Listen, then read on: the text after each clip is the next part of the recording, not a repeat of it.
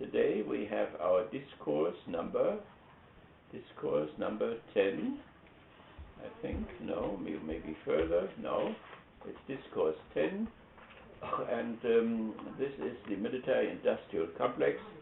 That is the name of it. And so the test then, are we in agreement that the test will be due the next time then? A week from today, okay? Very good. So we don't have to talk about this anymore. Is there anything in the test which you want to ask? Any questions or about the depth study, or are there any questions still about the test? Is everything okay? Okay, very good. Now our next test will be on April 6th already, so we have to see that we don't get into that. From April 6th to 13, and we will do the same structure. So I will give you questions again, and then you can concentrate on the background reading or the depth study. So the same thing once more. Okay, that is a time diagnosis. Do we have anything? Any thing which happened last week or in the recent days? There was one thing. Trump talked about Islam, that Islam is hating us. And he repeated that and repeated that and so on. So what are we doing with that from a critical theory point of view? So the critical theory is ideology critique, and that is a piece of ideology, and we can discuss it on the level of social psychology. So in each of these candidates, they have an ideology or philosophy which is connected with their own needs, with their own motivations, with their own desires, and so on. So that is Trump, and the others have that as well. So now when he says that Islam hates us, Islam is a system of interpretation of reality as we define it, or a system of orientation of action. So it's a system of values, a system of ideas, and so on, written together in the book, and so on. So such a system can, of course, not hate. So that protocol sentence, Islam hates us, is an untrue statement. The guy who says that cannot abstract sufficiently. That means he doesn't go through certain procedures of abstraction, namely that there are systems, there are religious systems on one side, and there are also enlightenment systems on the other side. So that means Trump himself is part of a system. It's not Christianity, it's not Islam, but it is the modern enlightenment system, the system of modernity, the West it's called. The West is also a system. And so the West can also not hate Islam or any religion and so on. But in these systems there are people and groups of people. They have a body, they have emotions, and they can love and they can hate and so on. So if somebody then is in that Western system, he can then hate Catholicism or hate Islam and so on, because he thinks they want to take it back into the Middle Ages again, where he comes from. So he is happy that he has gone through the Enlightenment movements, he has freedom of speech, freedom of assembly, and he does not want to give that up. So that's what we see, the clash. There was a new attack planned on Paris there yesterday.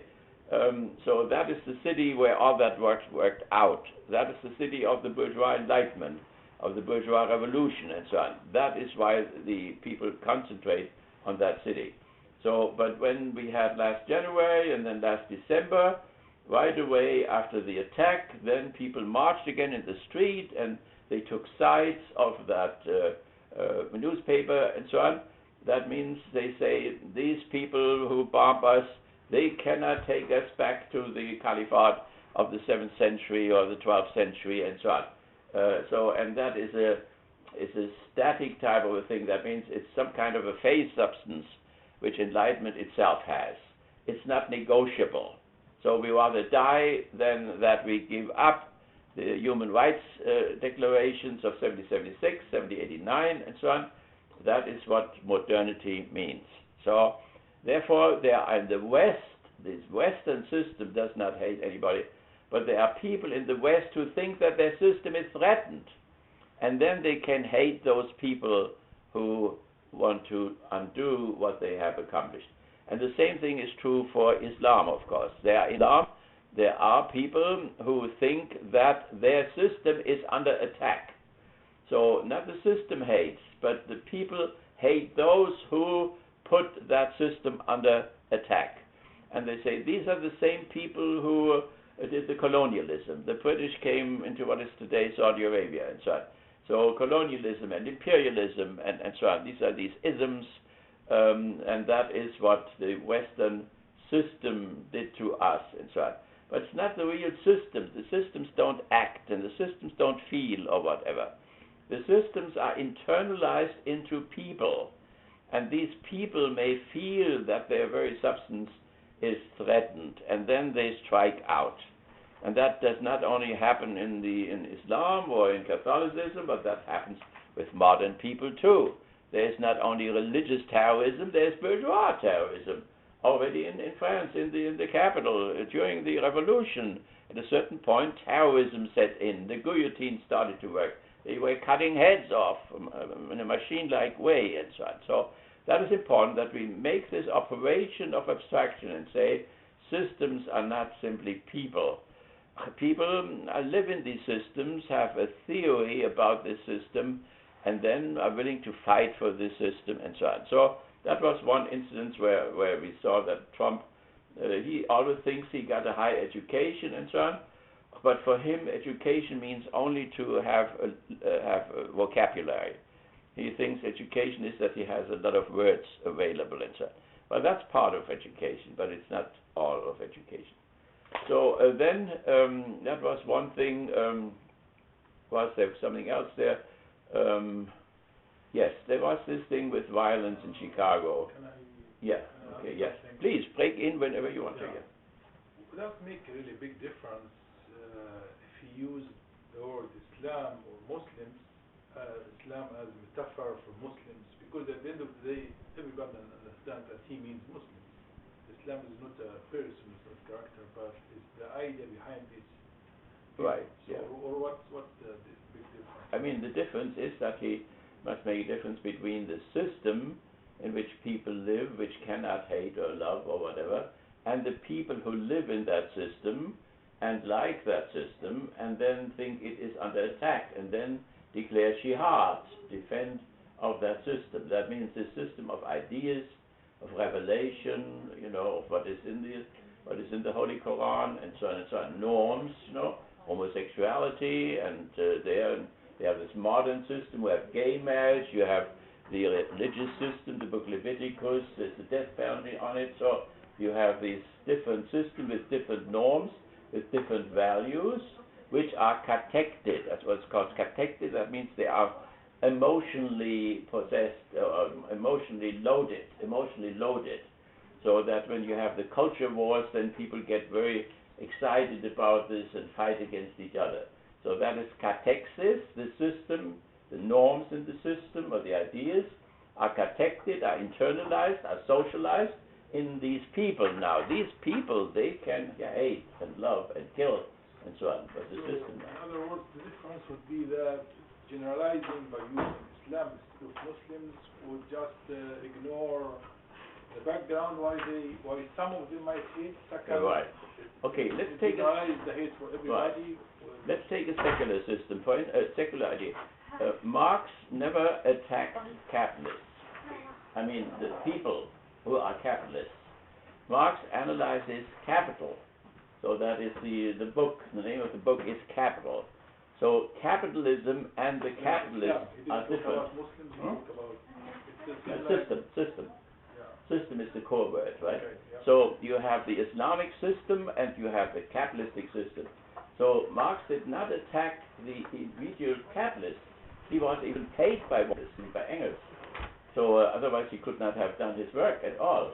So it is nothing against the concrete guy, this family X or whatever the name is, you know, of the capitalist, a Wall Street guy or whatever, but it is the system in which he works. So he analyzed that system, productive forces and productive relations and so on. These are all system terms. And so Trump, like most people, is not able to make that differentiation between the two. So it is possible that you have a bad system, but that in that bad system some good people are in there who are critical about that system themselves. So Engels was, as a capitalist, was nevertheless critical of that capitalist system of which he was a part.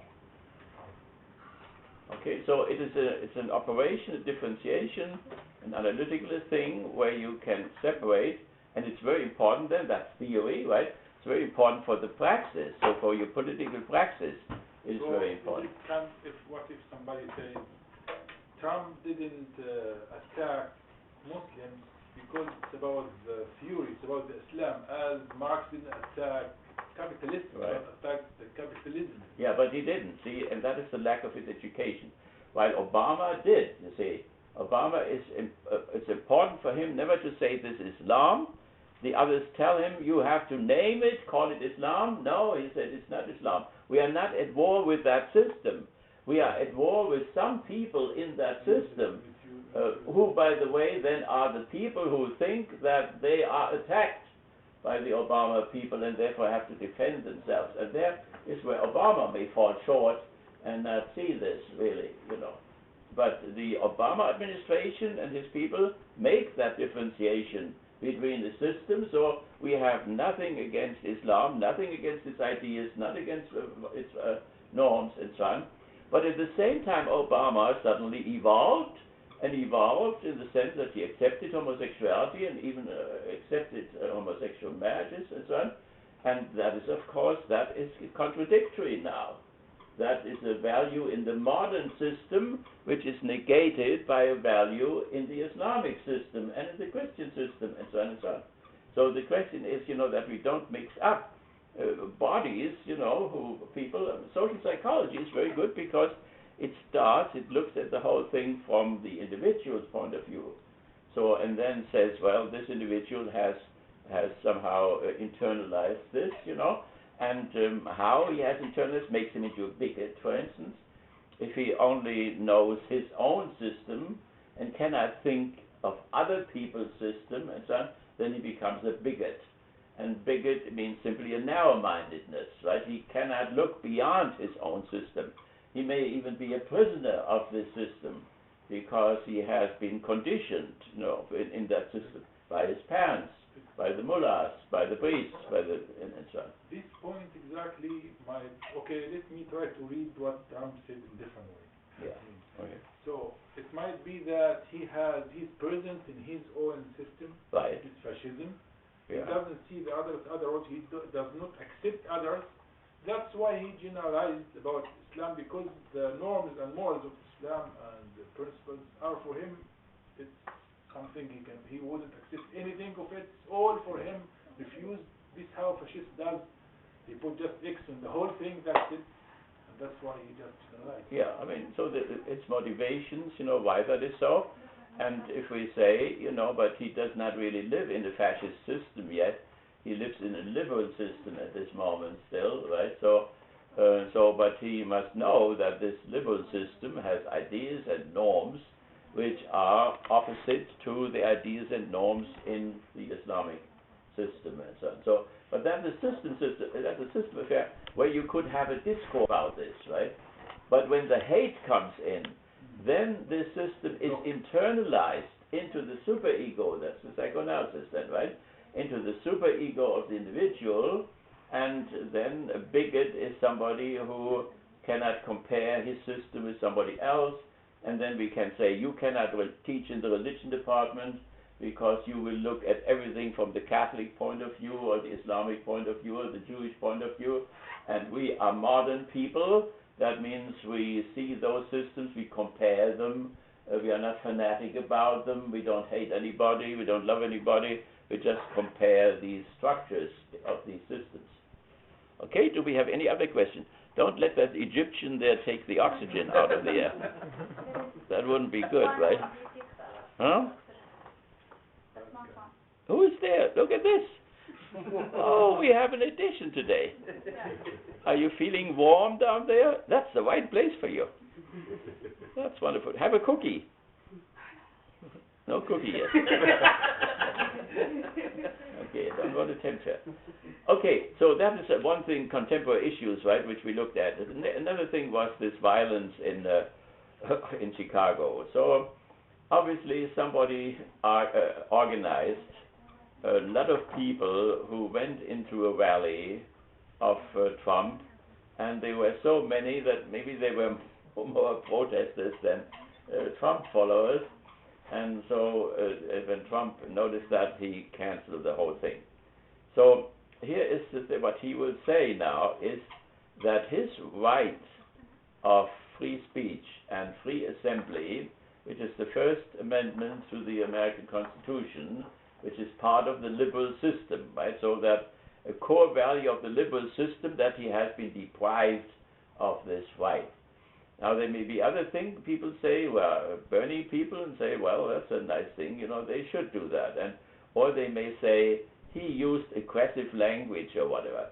Whatever language he uses, it does not allow anybody to deprive him of the right of assembly, free assembly, and so on. So here is the system again, right? He lives in a liberal system, and he will. A core value of these systems is this freedom of speech and assembly, to the point of blasphemy. The modern civil society, think of Paris, you know, is proud that it has no anti-blasphemy laws. So in every other traditional, you know, free modern type of a society, there are these laws of you cannot use the name of God in vain, you cannot make pictures of God or the divine or the absolute or whatever. So this taboo has been removed by the Enlightenment. So therefore you have this taboo in the religious systems, in all of them, but you don't have it anymore in the modern system. So there is an antagonism of the systems, but that does not necessarily lead to a hate of the different people who live in that system. Because if somebody is not a bigot, he can say, okay, this is simply another system. They are in a certain stage of evolution, and therefore they think this way, and I'm thinking that way, and we have to agree to disagree, and so on and so on. That's what a non-bigot person would say. Why this must be in a modern system that there is no laws against blasphemy or something? No, I mean what the West is, So what the liberal system is proud of is that it doesn't have any laws any longer anti, you know, that you can speak and make jokes or whatever about the divinity. Is it not that it's just these laws created by the people, by the parliament, whatever. So if the people religious in this country, in a democratic system, they might issue laws against such, say something against God. So at the day, still liberal, still democratic, but just represent these type of people. But since in Europe they throw religion behind them, they don't care anymore of anybody. Well, they don't care neither. In Turkey, in Egypt, they still religious. That's why it's a problem. Like this minister last week, that's important thing. One Egyptian minister, an important minister, even said something that you would understand in a bad way about Prophet Muhammad. He lost his position. Yeah, right. Okay. So that's right. So again, now you have to look at the systemic level, or do you look at it at the social psychological level? There are two different levels, two different perspectives, and so on. So where you have, let's see, not yet fully modernized system, you may still have hang-ups in terms of these anti-things laws against this type of speech, anti-religious type of a speech. But people in the West are proud that they don't have this anymore. I still don't understand it. How do you then put in the justifications for the restrictions on language in Europe in regards to like Holocaust denial and things like that? Right. Because those are going against that desire. Well, on one level, you could say that people who have these anti-laws or have these free speech laws and free assembly laws or whatever, they could limit them without giving them up. For instance, you cannot call in a room full of people fire, and then people storm out and trample themselves to death and so on. So this is a crime. You have to go to court and so on. So therefore, the French could easily say, look, we got rid of these, religious stuff there, but we know there are people who are living in another system, and they still hang on to those things, so we want to respect them, so we do not make pictures with a bomb on the head of Mohammed and so on. So that would be possible, and that's what they should do. You see, they don't have to give up their accomplishments. They simply say that these accomplishments are not absolute. They are not absolute laws. So they are made by us, and therefore we can modify them and when we have certain circumstances and experiences. I mean, the background why such laws would exist could be one of two. Either because the system is religious, or the system is secular, but people are religious. So the people push towards legalizing laws that against blasphemy in a secular system. So that's what happened now. For example, they have new holy faces and things instead of gods and prophets. It's Holocaust and what happened to Jews and so on. You cannot talk about these new holy things, but you can talk about these old things. Because there is no religious people who respect these, but there are who respect. But the Holocaust, is not has nothing to do with this really, because the secular state, Germany, for instance, in most extreme case, which said, that Holocaust denial is a crime in Germany. So the Holocaust was a secular affair. Hitler did not kill the Jews because they were religious. They killed the Jews because they had the wrong genome. And that wrong genome made them into parasites in every society, where they sucked out the blood of people and so on, which means concretely that the Rothschilds, financed the First World War. And for that they had to suffer and so on. So, but that's an entirely secular affair. It is true that behind the fascist state is a secular state, right? So it is true, and it has something to do with the Enlightenment, by the way, with the low bourgeoisie. So therefore, that was not a religious thing against the Jews. It was a biological thing. It was an anthropological thing, and so on. So therefore, it doesn't really fit here in terms of the law which we just discussed here. But this, so we looked up just a second about this. We have this increased use of hate speech laws going into place in Europe. They say if you use hate speech, we can arrest you. Yeah, right. Is this not a re-engagement with the same form of anti-speech rhetoric? And again, it's like he said, it's transition. It's no longer, we said religion is open, you can talk about religion, but we put anti-hate speech laws in place, and it, to an extent, it's a new form of making holy some concepts. So you're not allowed to be hateful. That's illegal in countries. Yeah, well, and let's see concretely, hate against the Jews, for instance, the Jewish Anti-Defamation League and so on, wherever there is hate speech and so on. But it is an entirely secular affair as such. It is nothing holy involved whatsoever. So you say, the Jews are high finance, and they suck us out, and they are in Wall Street and so on. So, and that instigates, anti-Semitism, and we will do, maybe the Holocaust will come back or whatever. But that's entirely secular discourse. But what can happen is that, as you said, they're in a secular system. That means a political state system like here. And the level of civil society, see, this religion has been taken out of the state, right? That's important, which has not happened in Egypt, which has not happened in Saudi Arabia, and so on. Religion has been taken out and has been put into civil society. And then there can be people, religious people, who would like to make certain norms in their Sharia law, or in the book Leviticus, or in the Sermon on the Mount, and so on. They would like to introduce that into the secular system again.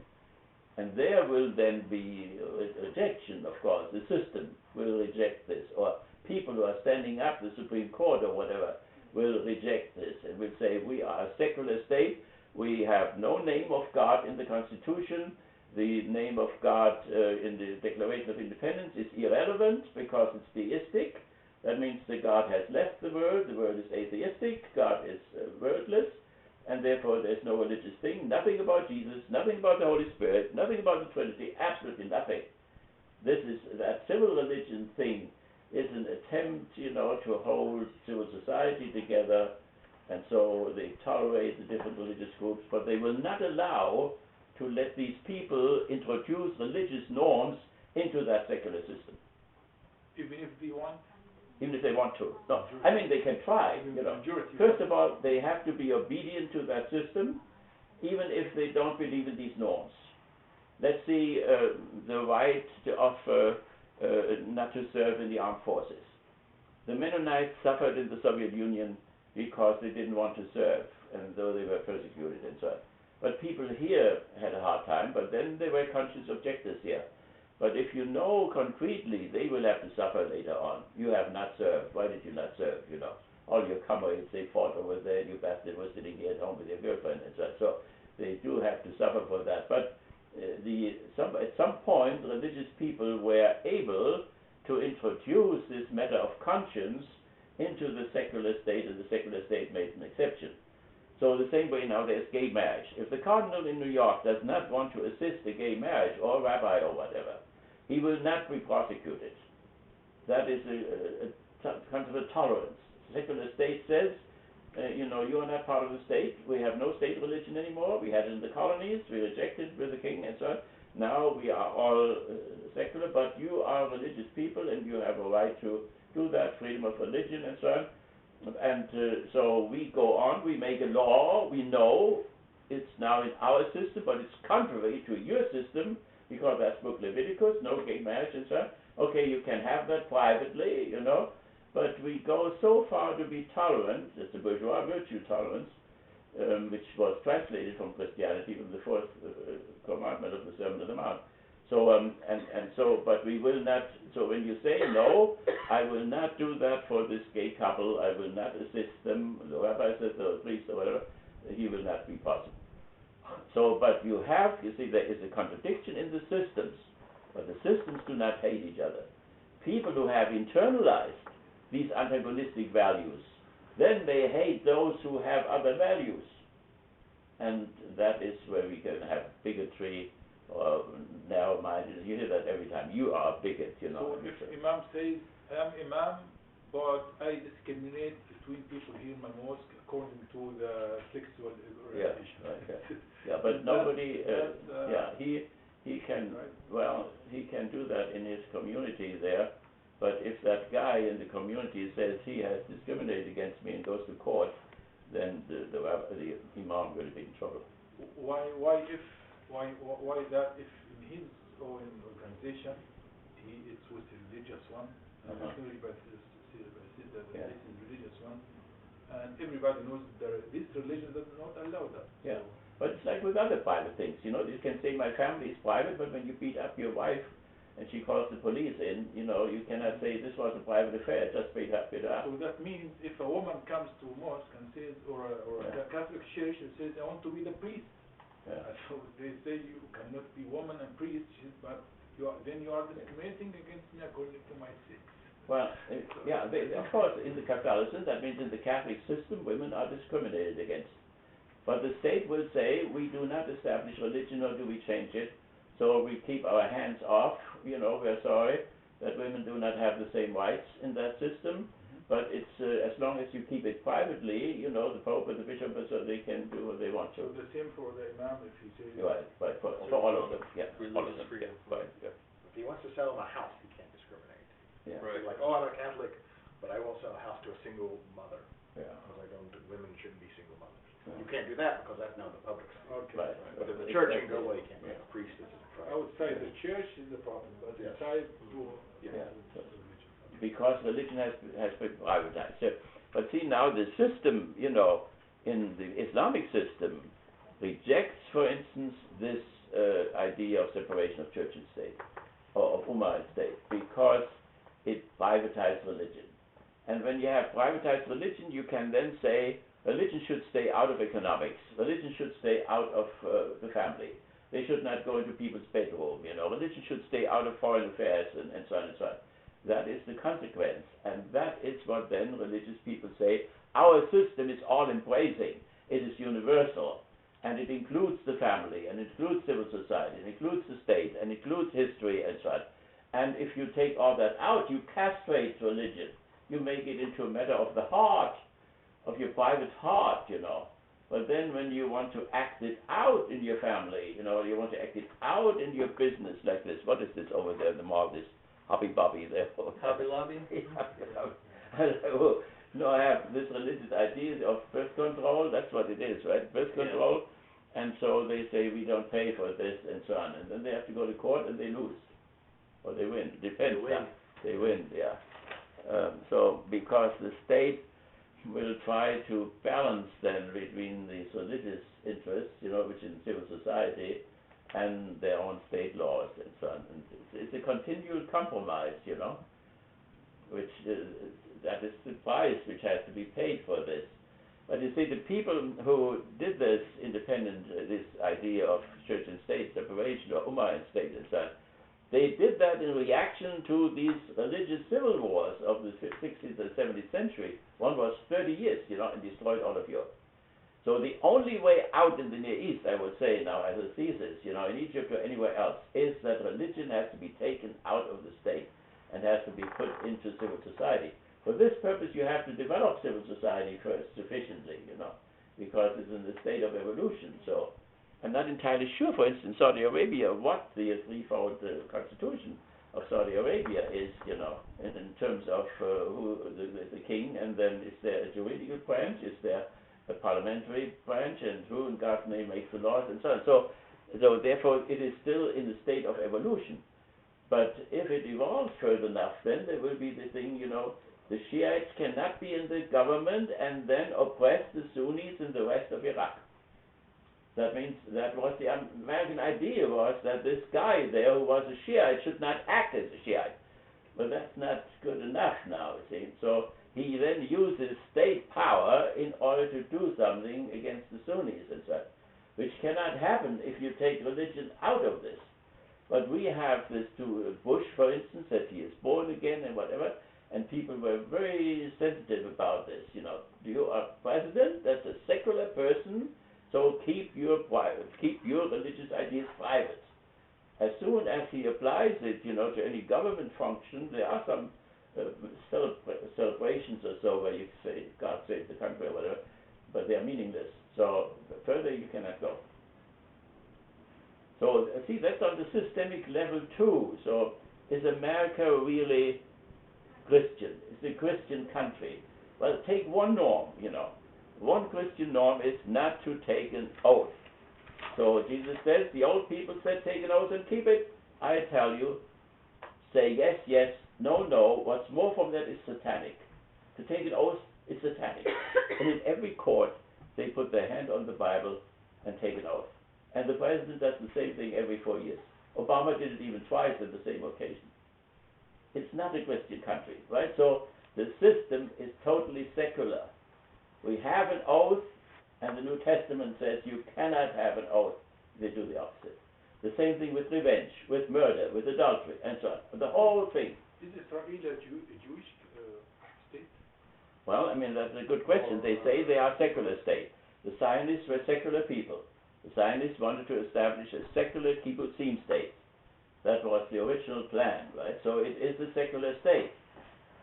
But then, what now? If you want to have peace there, they have to take 2 million refugees, which they threw out 60 years ago, so their grandchildren. They have to take them back and so on. If you take them back, and the reproduction rate of the Arabs is much higher than of the Jews, particularly European Jews, then of course it will be an Arabic state in 2 generations. So then you feel, it is not so secular as it looks, right?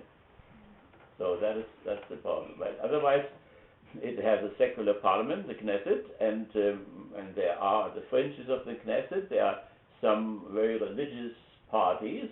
They're very small, but they can, between the Likud party and the Labour Party, they can jump on one side or the other, and they can make tremendous decisions, So it's a secular state. It's a secular for state. Jews, yeah, but not a manifestation of the Torah right. as a state. Right. And then, as far as civil society is concerned, 80% do not believe anything.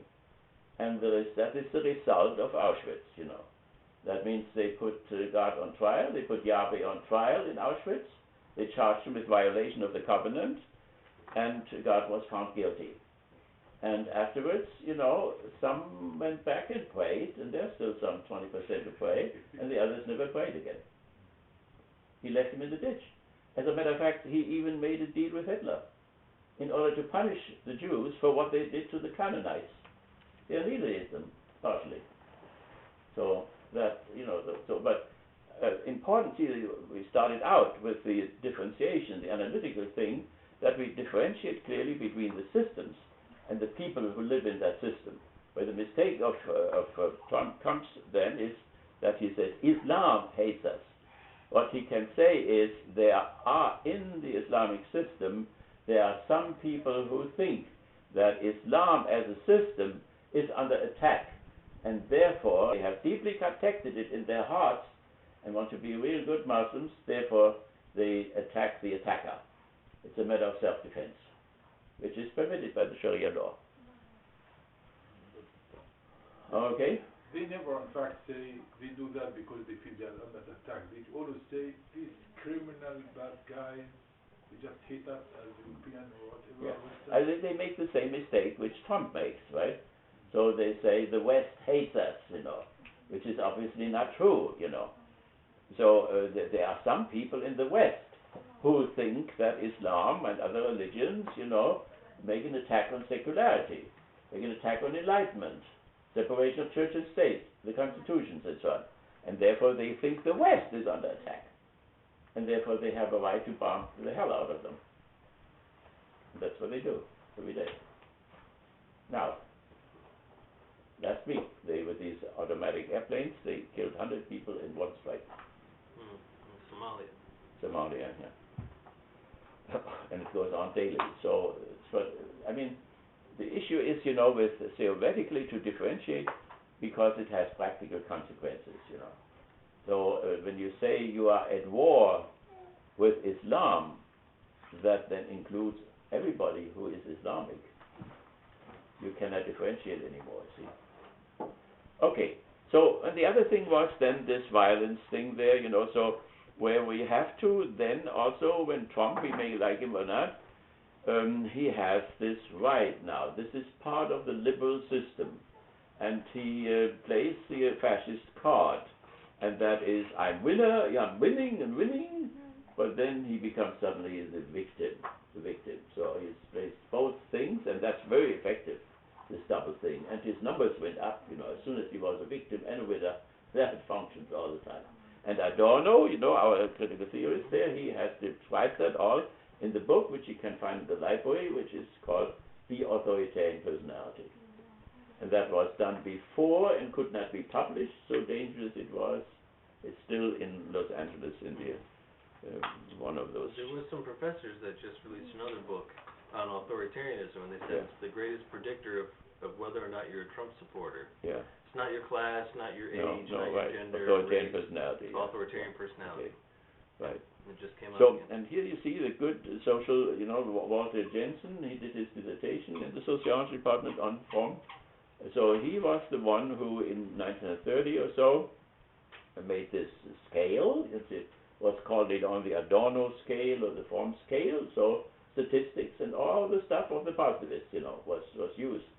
And so they had on one side the authoritarian or the fascist personality, on the other side the revolutionary personality. And then when Fromm came to Chicago, he changed it from the revolutionary into the democratic personality, because we were already at that time far right as we are now. Not that far, but, you know, already. So therefore it wasn't good to talk that way. And what is the authoritarian personality? First of all, romantic, good old times. Make America great again. That means it was great once, and we have to go back there when it was great. That is different for different people. So for Mussolini, it was the Republic or the Roman Empire. No, for Franco, it was the time of the conquistadores, the conquering of South America and so on. For Hitler, it was the Germanic tribesmen drinking beer at the Danube and the Rhine River and in southern England and so on. So, but they all fascists have in common to make it think great again. That means to go back to a golden age. For my aunt, who became 105 years old in Rochester, the good old times were around 1900. There were no labor unions yet. and the city, you could walk through the cities and nobody mugged you, and so on and so on. That was good old time, was 1900 or whatever. So number two is it is nationalistic. It's nationalistic borders. We need our borders, you know. The foreigners, they milk us, and so on and so on. So strong nationalistic elements. By the way, we have it in England now, where we had 500 fascist lords once, and they thought it was over. Now they have an extreme right-wing movement in England. We have it in Germany, and we have it in France, and it is now has a different content. You know, it's not the Jews, Jews too. Besides the Jews, yeah. So it's now not only anti-Jewish; it's now anti-Semitic, in the broad sense, because Jews and Arabs are cousins. So according to this view, so so it's not only here. There are Trumps all over the place. And then the other thing is it's pro-capitalistic. I mean, Trump is a capitalist himself. By the way, by New York standards, you know, as a real estate guy, he is not very much, you know. He's a middle guy. He's a small fry guy, you know. 10 billion is nothing in terms of real estate in New York, you know. You have that few skyscrapers and you have the 10 billion there. So it's a little fish or so. But he has a huge, in Chicago still, it's huge tower. Right, yeah. But somebody told me recently he had statistics, you know, about real estate people, and he was just not even in the middle of it. He's a little guy. Yeah, he hasn't built anything in Manhattan since the 80s. Yeah. Makes most of his money off licensing his name. Right. Trump steaks and Trump ties. But nevertheless, he is a businessman, and he emphasized that all the time. So capitalism, but it is not thinking of capitalism in terms of the appropriation of surplus value, which is its very core, but it's rather leadership. Leadership. Think of the university. We have leadership everywhere. We have innumerable leadership programs, you know.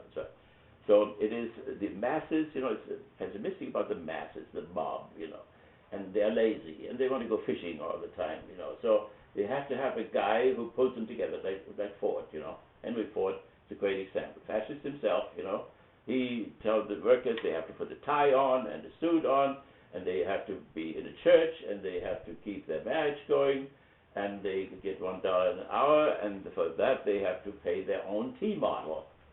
That is, you know, the fascist idea of workforce. You know, you have labor unions, but the labor unions belong to the fascist party, so they are sweetheart labor unions. So that is the authoritarian personality is romantic. It is past-oriented, and it is nationalistic, right or wrong my country, you know, my country cannot do anything wrong. Do not go to Egypt there like Obama and apologize for what you do. Never apologize, you know, and don't apologize for waterboarding. No, I will have waterboarding, and I will have even better than waterboarding. I think somebody should waterboard him in his bathtub there, so that he for once knows that there cannot be any improvement on waterboarding. It is terrible as it is, and the next thing is dead. They are dead, so further you cannot go. So, but he obviously doesn't know what waterboarding is really. So, it comes from the Holy Inquisition, and then the SS took it over, and then the CIA took it over. And Obama apologized for it and says he stopped it, but I'm not quite so sure if it is not still outsourced to Egypt and Romania, where it was also outsourced before.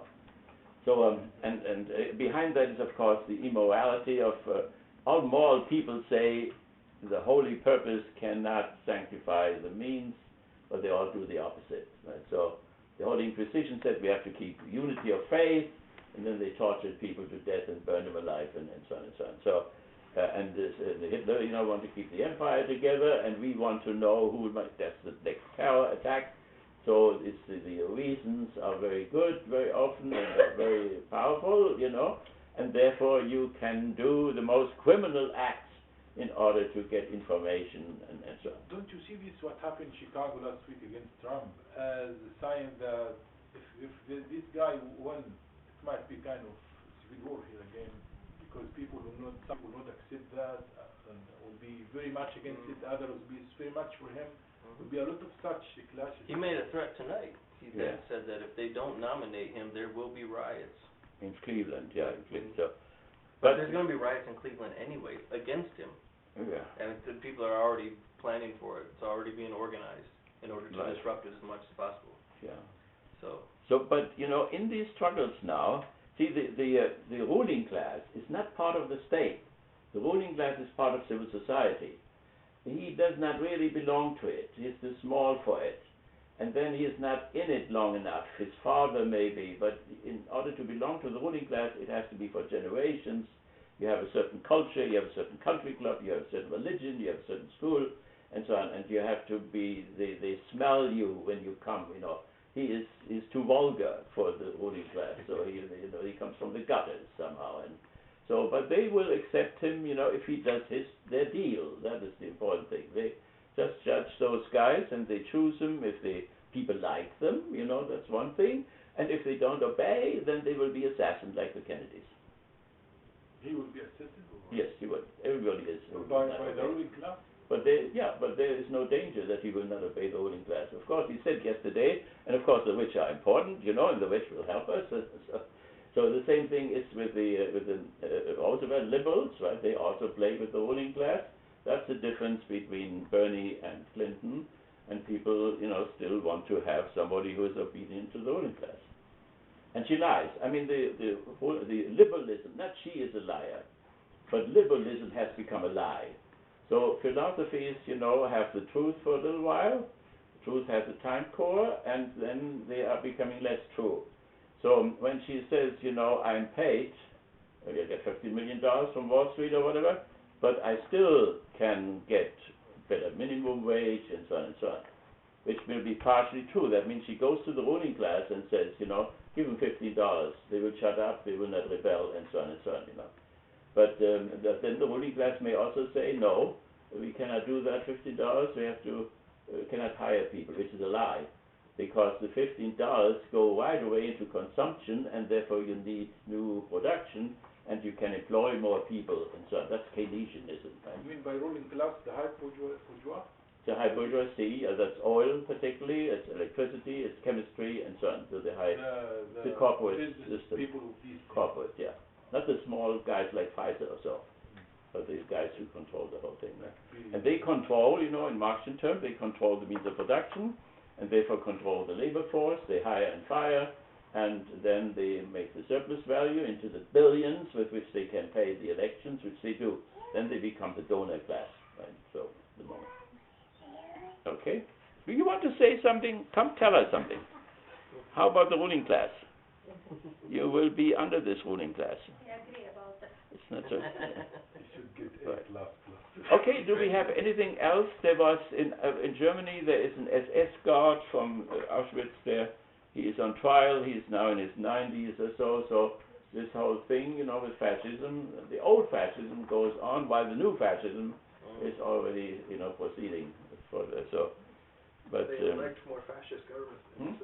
At the same time, they're electing more fascists. Right, with the right, victory right. over Merkel. If he waits long enough and lives long enough, he will be set free again. Yeah.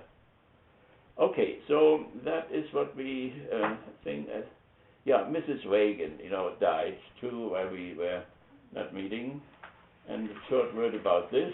So obviously her funeral, and she had made the funeral arrangements already. That's on the individual level, and the guests. She had 1,000 guests coming for the funeral. And the Kennedys were there, of course, and all the Democrats, well, they were all invited, so it's the same group, you know, if you have the Republicans or the Democrats, they come together at least in the funerals, and they come together also before the funerals already, and so they know the secret, they know the whole game, why they had to do what they had to do, otherwise they would have been assassins, and so they're all at peace with each other and with themselves. So, but Reagan himself now, you know, that's a decisive thing which reaches into the present moment.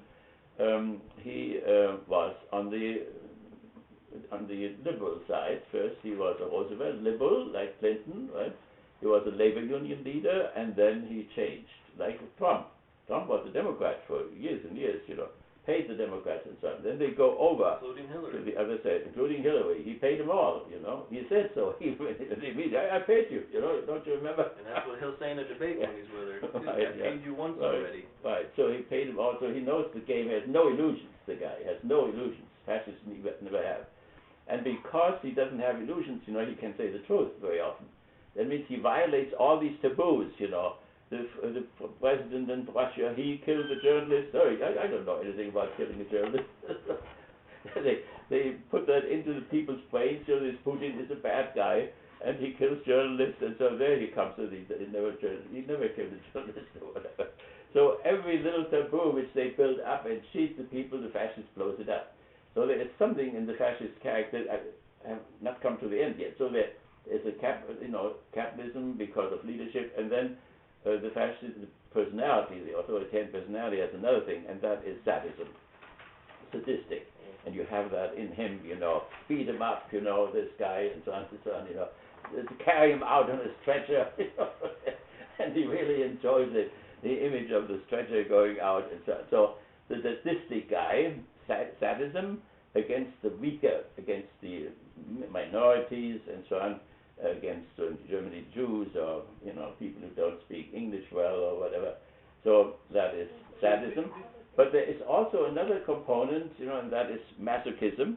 So both of them are components of sexuality. There are people who can enjoy sex only when they are hurting somebody, or they can enjoy sex only when they are hurt by somebody, beaten up or whatever. Masochism and right. Yeah. Okay. So that means, but it is separated from sexuality now. So therefore, the fascist personality is sadistic in a non-sexual way against weaker people, but also at the same time masochistic against stronger forces. That is where this thing comes in about being winner and being loser. Not loser, but victim at the same time. So he is not only, the fascist does not only produce pain for other people, he's also willing to get this pain, suffer that pain if it's necessary. And so that is what we had when we talked Odysseus. Odysseus was called the much suffering Odysseus, who at the same time was produced so much suffering to the Cyclope with the one eye and so on. So from the very beginning, the authoritarian, the bourgeois personality had that double component of producing suffering and also taking suffering a lot. I mean, if you think of Hitler in a not ideological sense, what the man suffered was unbelievable, in terms of the defeat. They don't, after Stalingrad, lost the biggest battle ever lost in world history, broke his neck, the whole thing, and what he went through in the last 2 years or 3 years, as far as Russia is concerned, was just unimaginable,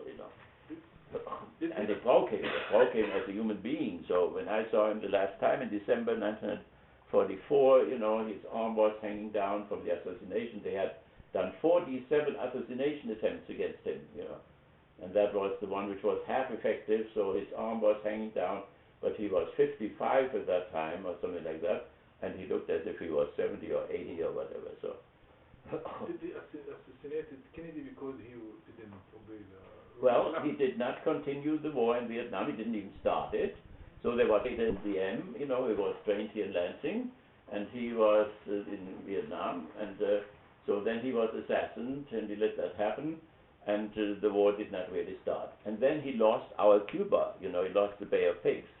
These two things sealed his fate. And he pledged he would not invade Cuba. Yeah, right. So that was it, right? So to the way free for the war. So that means that is the Marxist thesis, that the ruling class, as the biggest part in civil society, uses the state as an instrument in order to pursue its own purposes, So an example in Guatemala in 1955, there was a general there, and the general wanted to nationalize part of the United Fruit Company. That part which the United Fruit Company did not use, and wanted to give it to the Native Americans there. Well, right away, the United Fruit Company called Washington and said, get this guy out. Washington told the Air Force bombed the Capitol in Guatemala, threw the guy out. The American consul went with a revolver here on his side, went over there, and told him to go to exile, and he went to Mexico and so on. So that is what the connection is. The state is instrumentalized. Marxism means real Marxism. That was Allende. In America? In America, overthrow In Guatemala. Allende was Chile. No, then it was that's not Allende. Arbenz. Was it Arbenz? No, that was one of I forgot his name. Yeah. Who is it? Head in Guatemala. Doesn't matter so much. The name doesn't matter. Was he in America, I mean, or in Guatemala? Was he American? No. He was a Guatemalan. Yeah, Guatemala who wanted to make social reform, agricultural reform, and so on. But that was against the interests of the United Fruit Company, which then that's the ruling class which caused in the state and the armies and the air force and so on. No, the same exact thing in Egypt about the armies. Yeah, of course. That's the same system. They said about Sisi or told me if he doesn't get us what we want, we will assassinate him. Yeah, of course. Yeah, right. But see, but Marxism, not Bernie. See, Bernie is not a Marxist. That is social democracy, in Denmark. But the Marxists would say that the working class has to do the same thing for some time. That means they also have to use state power in order to promote working class goals, like the bourgeoisie does now. So the bourgeoisie uses state power now, and so in order to have a revolutionary move, the bourgeois class, you have to use state power as well. Okay, and that's not so consoling, right? So, about Ms. Reagan. So we have this whole thing, the situation which we have, and that they, elevate him, Reagan, and his wife are now beautiful and so on. But he, had this conversion, so he went to neoliberalism. Neoliberalism meant then, and that's all systemic thinking now. That's not private, or whatever.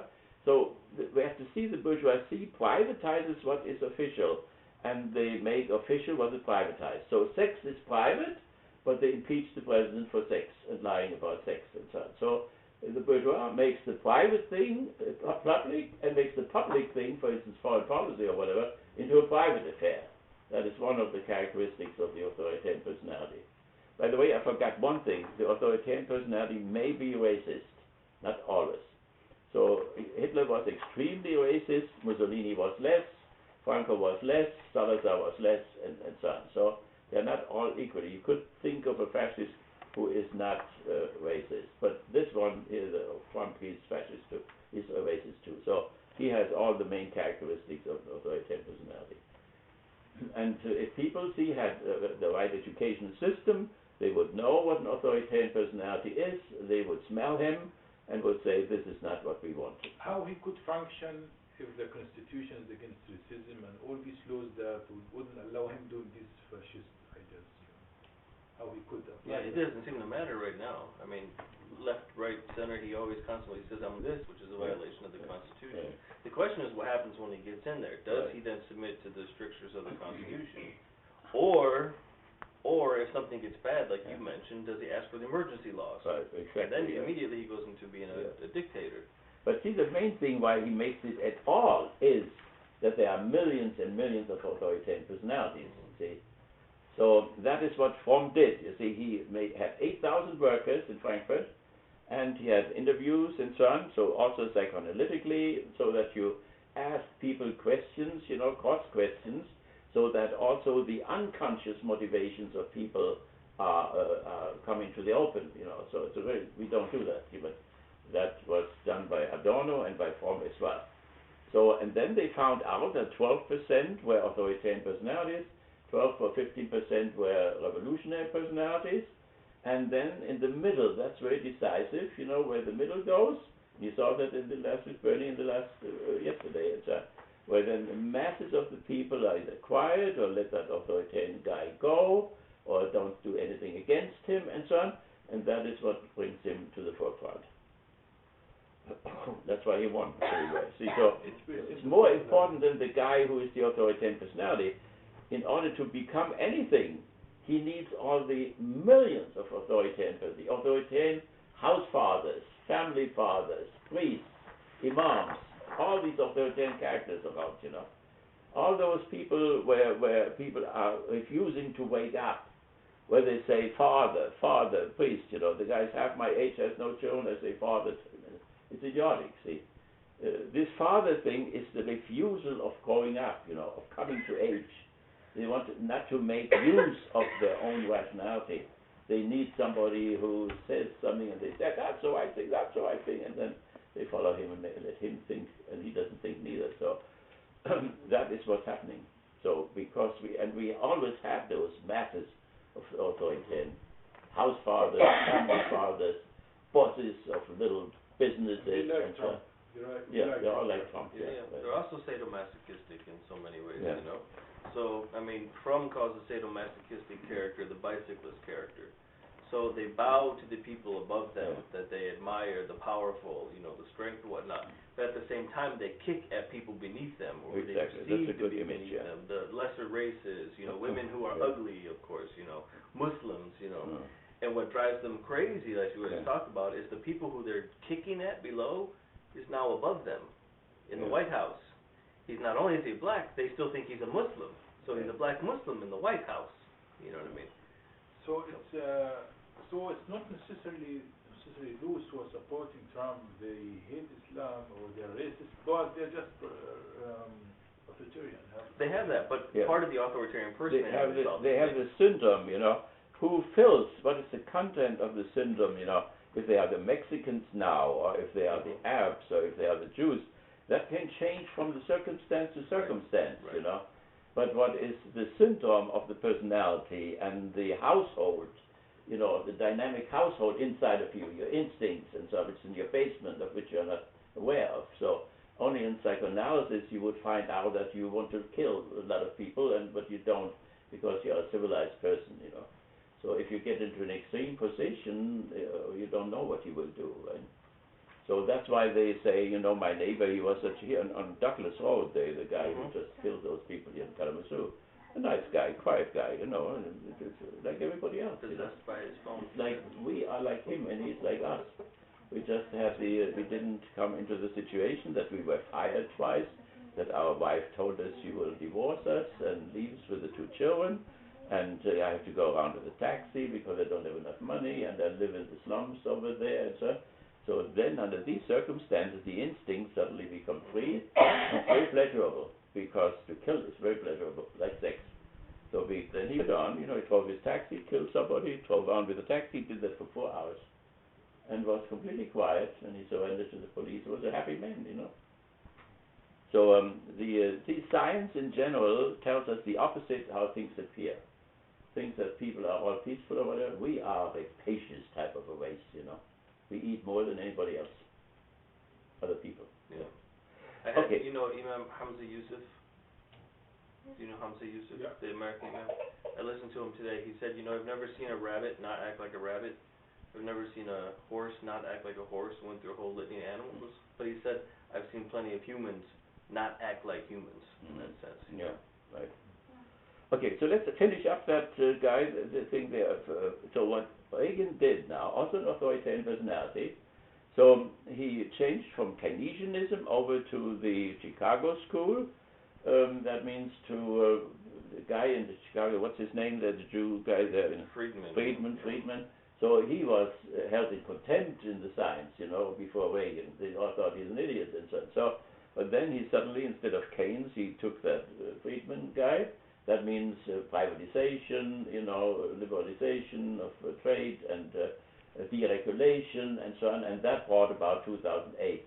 So from there one should see that this was not the right way to go. There are millions of people who are houses still underwater, they lost their house, they lost their pension, lost it. It doesn't matter at all. See, the authoritarian personality is not very much reality oriented, right? So, these impulses, these instincts, you know, they can override everything. So, but then Reagan, at the same time, before he came into power, was Carter. He ran against Carter. If Carter could have brought these people home from Iran, you know, the embassy there, he would have made it. He would have had a second term. But what Reagan did, he made a secret relationship to the Ayatollah, and he told the Ayatollah to keep the prisoners for another 3 months or 4 months or whatever, until after the election. And he also paid for it. He sent weapons there, and he sent the weapons through Israel, through Israel, right into Iran. And the payments for it he put into the bank in Switzerland, and with that he paid the Iran-Contra affair, where the Congress says you cannot support the counter-revolutionaries in Nicaragua. So he used that money against the Congress. That means this is a traitorous thing. It's an impeachable crime.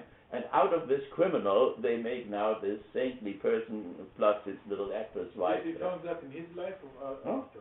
While he was still, While he was I mean, still he in even the whole thing, confessed while he was in office. He said something like, remember what it was? He's like, although I don't remember doing that, there seems to be evidence that showed I did.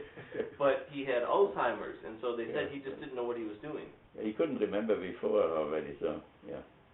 But see, and then of course, the nation not impeaching him, they impeach one for sex.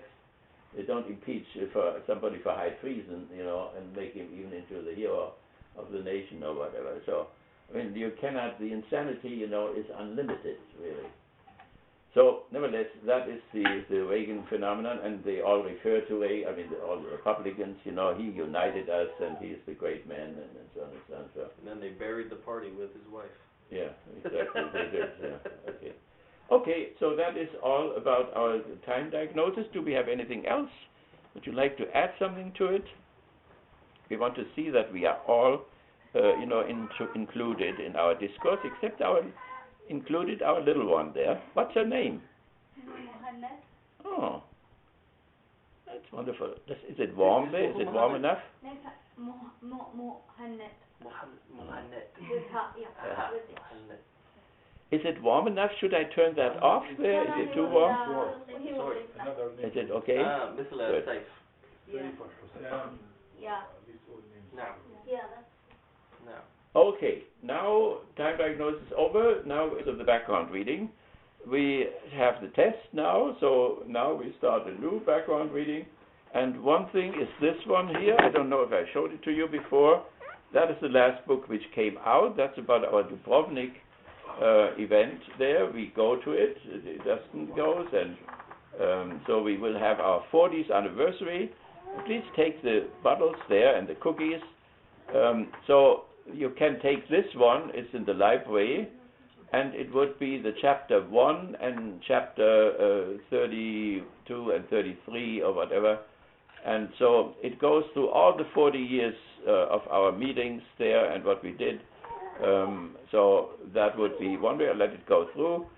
By the way, on top of there is my wife up there. You see her wedding picture there.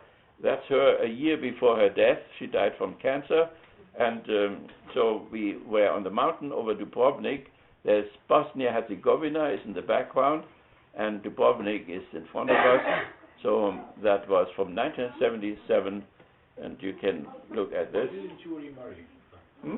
Why didn't you remarry? Who, May? Why didn't you marry again? Oh, yes.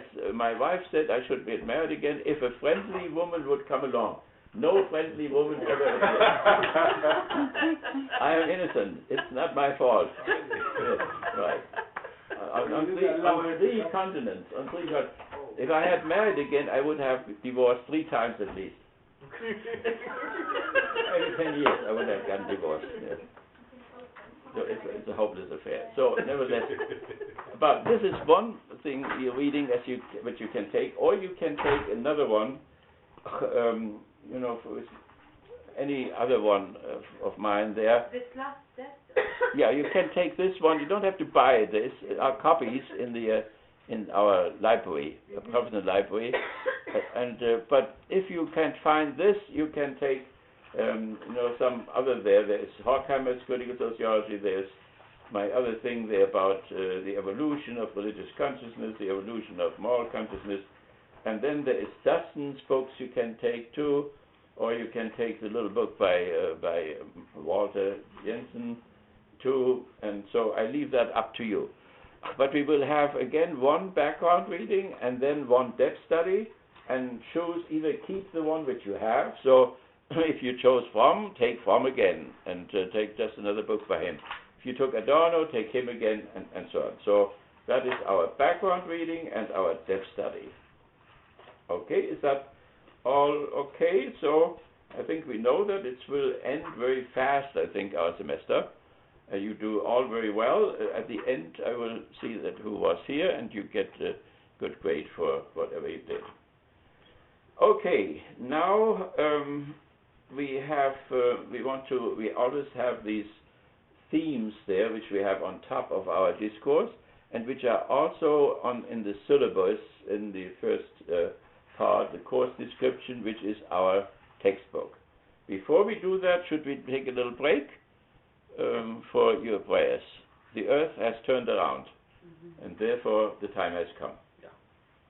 Okay, so let's take 5 minutes, 10 minutes, and stretch out. Is that getting too warm? Not me. Huh? Look in this continent, the other one. Let me see what happens when we turn it off, maybe, or turn it a little bit lower.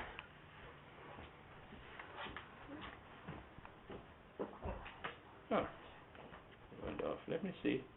If it gets too cool for you, tell me.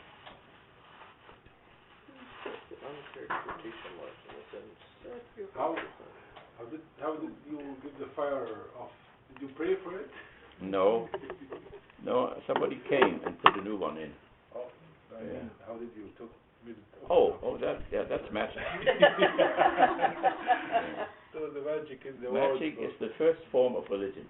The secular world. That's how it all started, yeah. So prayer is religious. Well, June 16th, Rudy, is when this is supposed to be out. Okay, very good. June 16th.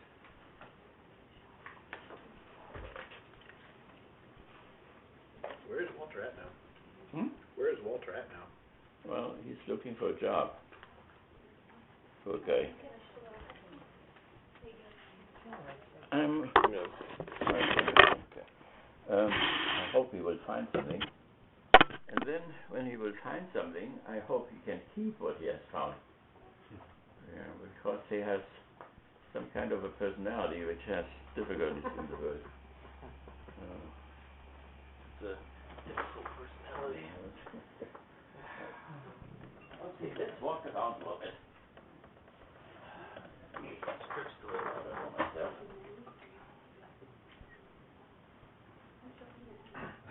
You like the comfy seat for the next part of the class? I'll switch seats with you if you like. Comfy? More comfortable seats if you would like. No,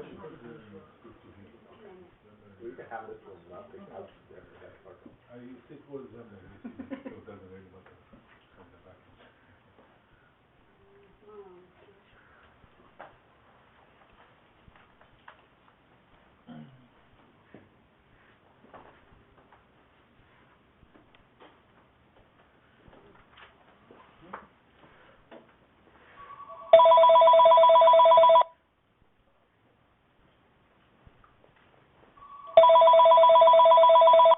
Guess who? Call from Guess Who.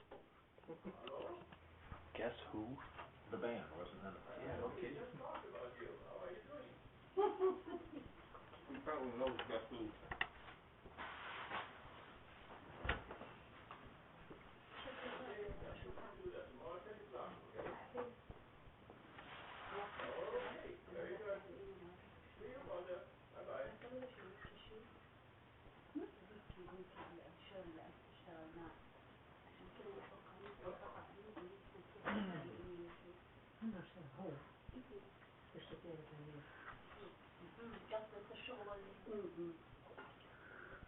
This is the book you use. That's one of them. I'm not sure where the other one is. Does Ayn Rand have a philosophy of religion? I assumed it was her stuff. I wanted to put ideology, but they said, no, you should say philosophy to be charitable. I hate Cambridge. I was really a brilliant ideologist. Not much of a philosopher, but. So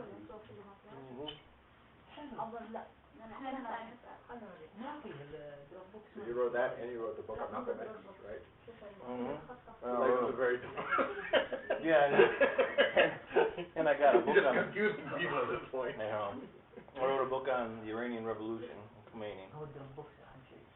And I just got a contract last week on my book on Islam and the post-secular society, so Islam in Europe.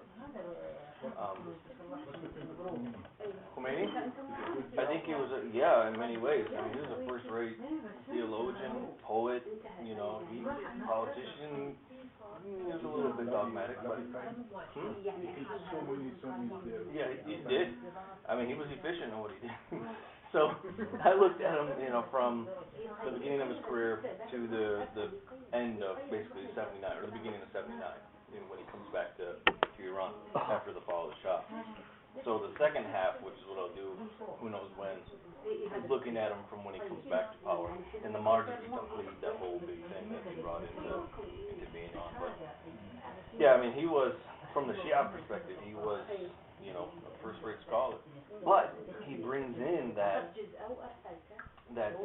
Hussein model of Islam, because there's the Hassan model. We talked about this before. Hassan, says, I'm a quietist, I stay out of it, I don't want to get people killed.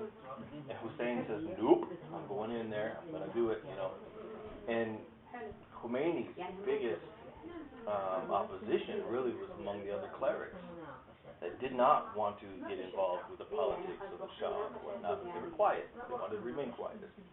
But Khomeini, that was the greatest, I think, invention that he did. Whether it was good or bad, that's a whole other question. But still, it was not necessary to kill all these people. It wasn't. Of course not. You could still have done the same thing, and then give a shining, nice example of people who could live together and so on. Yeah. But, of course, we saw them as the fifth column, the enemy in the midst that might work with Saddam Hussein or whatever. Or out of religious perspective, they are the enemies of my grandfather. Yeah. Not the grandfather, the system. The Islamic system. What the Shah was a modernizer. He was supposed to introduce modernity into Persia, and he did. To a certain extent, Ayatollah stopped him. Yeah. And it wasn't, the thing about it doesn't fit neatly in the paradigm of the Shah was a good modernizing leftist. And No, not leftist. It doesn't fit in that at all, because, you get things like the Shah doing land reform. Yeah. Okay, most people think leftist land reform is good. You're giving land to the peasants. No, he was not a leftist. No, he took the land from the peasants and gave it to big agriculture from the West to grow export crops. It was the bourgeois secularization, not the socialist thing. Exactly. Of course, no. The Shah. Well, the Americans would not have paid the socialists or whatever. Right. I mean, the asparagus. The asparagus was not part of the Iranian diet, yet they ended up being, under the Shah, one of the greatest exporters of asparagus. Where was it all going? To Iran. What did they take? Or to Europe. What did they take? They took the most fertile land in Iran to grow asparagus to send it to the Europeans. And who got paid to do that? The Shah did, of course. Okay, can we return? Are you ready? Is the baby ready? The baby, Where is the baby? Baby left? Alone? I hope that. We drive early and Everything is possible. Everything is possible. Okay. How old is the little one now?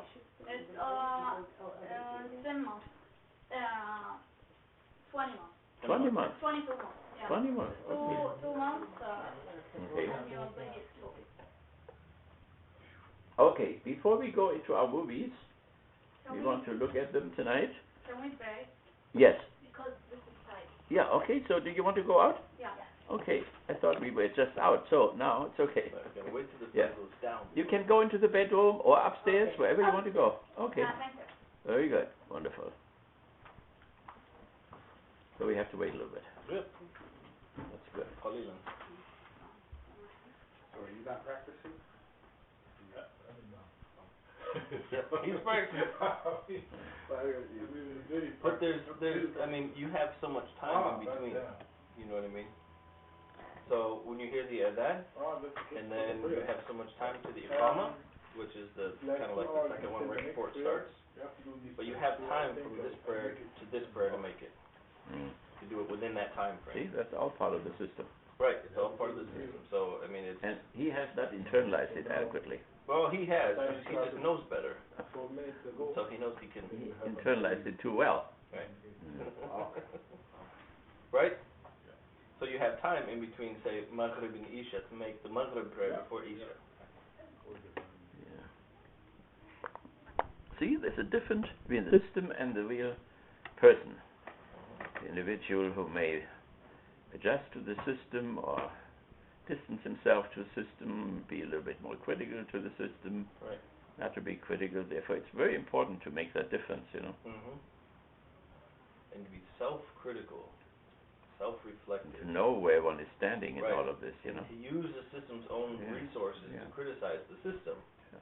I mean, that is what's lost. That's, you know, We have this movie there in the other class, Barbie, Prayers for Barbie. Prayers for Bobby. Yeah. The gay kid there. There you see the Methodist family or whatever it is, you know, you see the religious system, the Bible, the book Leviticus and so. Then you see the other side, you know, this youth movement and they're wild and whatever and an unbelievable struggle, you know. So, but there are systems which are clashing, but underneath there are real people, you know, the mother who is suffering, the family is Right. suffering, and so.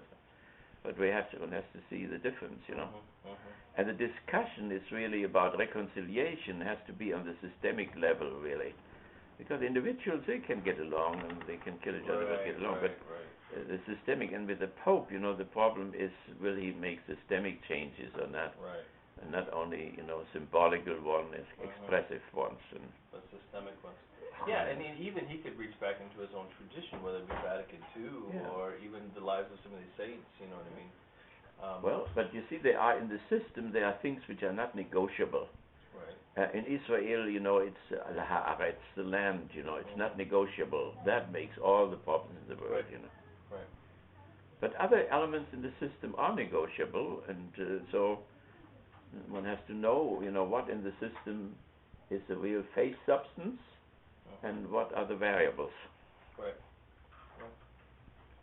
So And even to systemic change the things. variables, you can get a lot of opposition, you know, Yeah. a lot of it, from the traditional. But see, so we cannot ask the Pope, for instance, you know, to do something, change something which belongs to this face substance, you know. We cannot ask any Muslim or whatever, you know. Right. Yeah, it wouldn't happen. If it's constitutional, it's not going to happen. It will But the- eventually, though, right? Hmm? It will eventually. Something has to occur because Catholicism does not look like Catholicism 1,000 years ago. Islam doesn't look like Islam Yeah. 1,000 years Okay, ago. so right? there are constants, you know. So there is in Christianity, not only Catholicism. Catholicism is just one paradigm, you know. So, but all these paradigms have in common, you know, the message. Jesus the Christ, you know, is the message. The revelation event, you know, the rabbi coming into the Jewish history and introducing a revolutionary moral type of religion. And then, you know, the characteristic thing of Christianity is Jesus is the, you know, the Messiah of Yahweh, and he's the Son of Yahweh, and so on. So these three things cannot be given up. And in America, that's very difficult. They think they can change all, and they are still Christians. You know, I bought Trump, I'm also a Christian. There are all these millions also Christians and also Jews, and it's a horrifying type of thing. But it also helps people to get along with each other. You know, this wishy-washiness. You know, nobody will kill, hopefully, anybody for being that wishy-washy stuff. You know. But from a real religious point of view, it's disastrous. Even from a real enlightenment point of view, you know. So. Enlightened is horrified when he lives here, and a real religious person is horrified when he lives here. No one is happy. Yeah. Well, all the others are happy.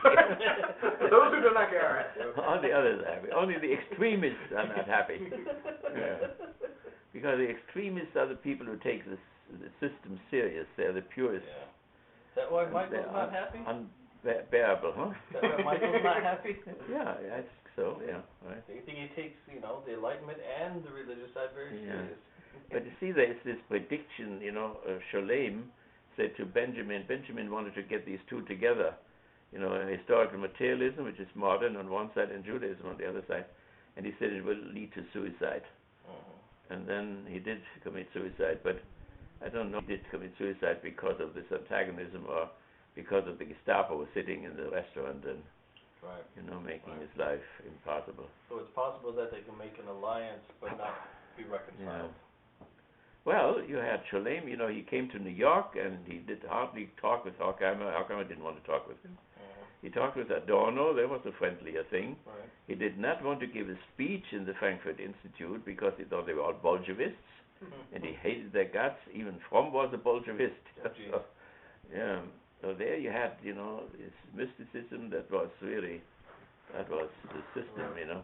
Because it seems to me what Benjamin talks about in those theses is that historical materialism imbues into theology the perspective of the victims, you know, because it's so often and throughout its history it's always taken the perspective of, like Voltaire would say, those were the largest battalions. And on the other side, theology gives to historical materialism the possibility of seeing something beyond the given. Yeah. Right? Its imagination is back. It doesn't, you know, collapse into positivism. So it seems like you can cross-pollinate each other, but they can't be fully reconciled to each other without destroying both of them. That is this old thing, you know, Bader invented that, a friend of Hitler, a friend of Hegel. This the thing, the chest, they up there, what you have on the wall there. Right. And so on one side you have the hidden guy who is beyond the picture, that's theology. The hunchback of theology. Yeah, and then you have historical materialism. That is the little guy who is hanging there on the strings, you know. The Turk, yeah. Yeah, the Turk, you know, with a pipe there. Yeah. So theology has him on his strings, and theology makes history through historical materialism. Right. Historical materialism is inspired by theology, so it brings both things together in that image. Yeah. That's how they make history. I mean, that's on, you know, these people who are moving there. That's the kings and the queens and so on. That's history. But how history is made are those two things. And theology is small and ugly. You know, it cannot let itself be seen in public. So, yeah. Well, this is my paper for Rome. Is about this. I mean, isn't it the case now in many ways that historical materialism is small and ugly? Both of them got small and ugly. Now what are we doing now, you know? Yeah. There's two small and ugly guys for the big history. That's really a pitiful situation, Exactly. So that's what my piece for Rome is looking at this, you know, can we... And it comes from Bader, who was an interesting guy, you know. There is a book by one of the critical theorists about religious sociology, which is about Bader. It's this guy from Frankfurt who was then in Los Angeles there. He wrote that book as his dissertation. So Bader was a romantic, and he was a Catholic too. And Hegel went along with him very nicely, and Bader criticized him sometimes, you know, that he may be pantheistic or whatever. Right. And Hegel said, you know, that's not really true. Why do you say that to me? You know, and but they got along with each other very nicely. Sure. Well, it seems like the conditions of the post-secular society is what, you know, that there's somehow that change of consciousness that Habermas talks about. So therefore, religious people can speak openly and freely. To what degree it might be in question, but they can, or at least should. In that condition, is it more open for an alliance between, say, leftist religion and leftist philosophy than it was in Benjamin's time when he wrote that? Right. I mean, it's a concession. Habermas makes a concession, you know, because of Islam and these things, you know. So it is post-secular, but it does not mean that secularity has stopped or whatever. So it means it just goes slower than Nietzsche and Marx and so on thought, you know. And then if they, you know, there is something in modernity, a feeling that something is missing, and if maybe religious people can translate their religion better, two things can meet. Right. Exactly. The people who see there's something missing and the people who can translate better, they may meet. Okay, are we all back? Have we said prayed? Are we prayed? Are we now all blessed? Now we can go. Yeah. Oh, is he still praying or eating? Okay, maybe we can start. Let's start. So, you had already a theme, so we want to look at one theme there, and then we can go to the movie. You had some themes in the tests there, for instance, communicative and instrumental, rationality, dialectical and positivistic methodology, and then the dialectical notion. I want to say something about the dialectical notion, and then we can maybe discuss something else, because this is very important. So, dialectical notion, what does that mean? So, it's hard to see where one can start. But let me start this way, that Kant, who is the greatest enlightener, so on the Enlightenment side, he had some kind of a triplicity of method. So there was an A and a B and a C, and this B mediated between A and C and so on. So slowly this triplicity came back again, which then leads to the logic of Hegel, where you have a logic which starts out being, nothing, becoming. So becoming is the synthesis of being and nothing. Being goes over into nothing, nothing goes over into being, and that means then becoming. And that was in real philosophy history was present, because we have on one side, we have a Greek thinker who represented, Greek thinkers like Plato and so on, represented being. We had nothing in terms of the Buddha, the Gautama, and we have to think that in the Orient, the differentiation between religion and philosophy had not happened yet. So we have a Chinese woman, and we had in our other course, and she has never had any religion. She comes to my class now, and and I said, but you had a religion in China. I said, you had Taoism, and she said, well, but that was a philosophy. Well, it was a philosophy and a religion. It was not differentiated yet. And the same thing is also true for Buddha. For Buddhist, who is a philosopher and a religious person, both of them. So then in Greece, slowly philosophy separates itself from mythology, from religion. So they demythologize human thinking. Instead of the gods, you have certainly notions and ideas take the place of the gods. The mythology, the stories are still used sometimes by Socrates and so on, but they do not think in religious terms anymore. And then here in the West, then around 1900, after Hegel, science separates itself from philosophy. So you have first religion, then you have philosophy, and then you have science. The university, Western, is a totally science university, without philosophy, without theology whatsoever.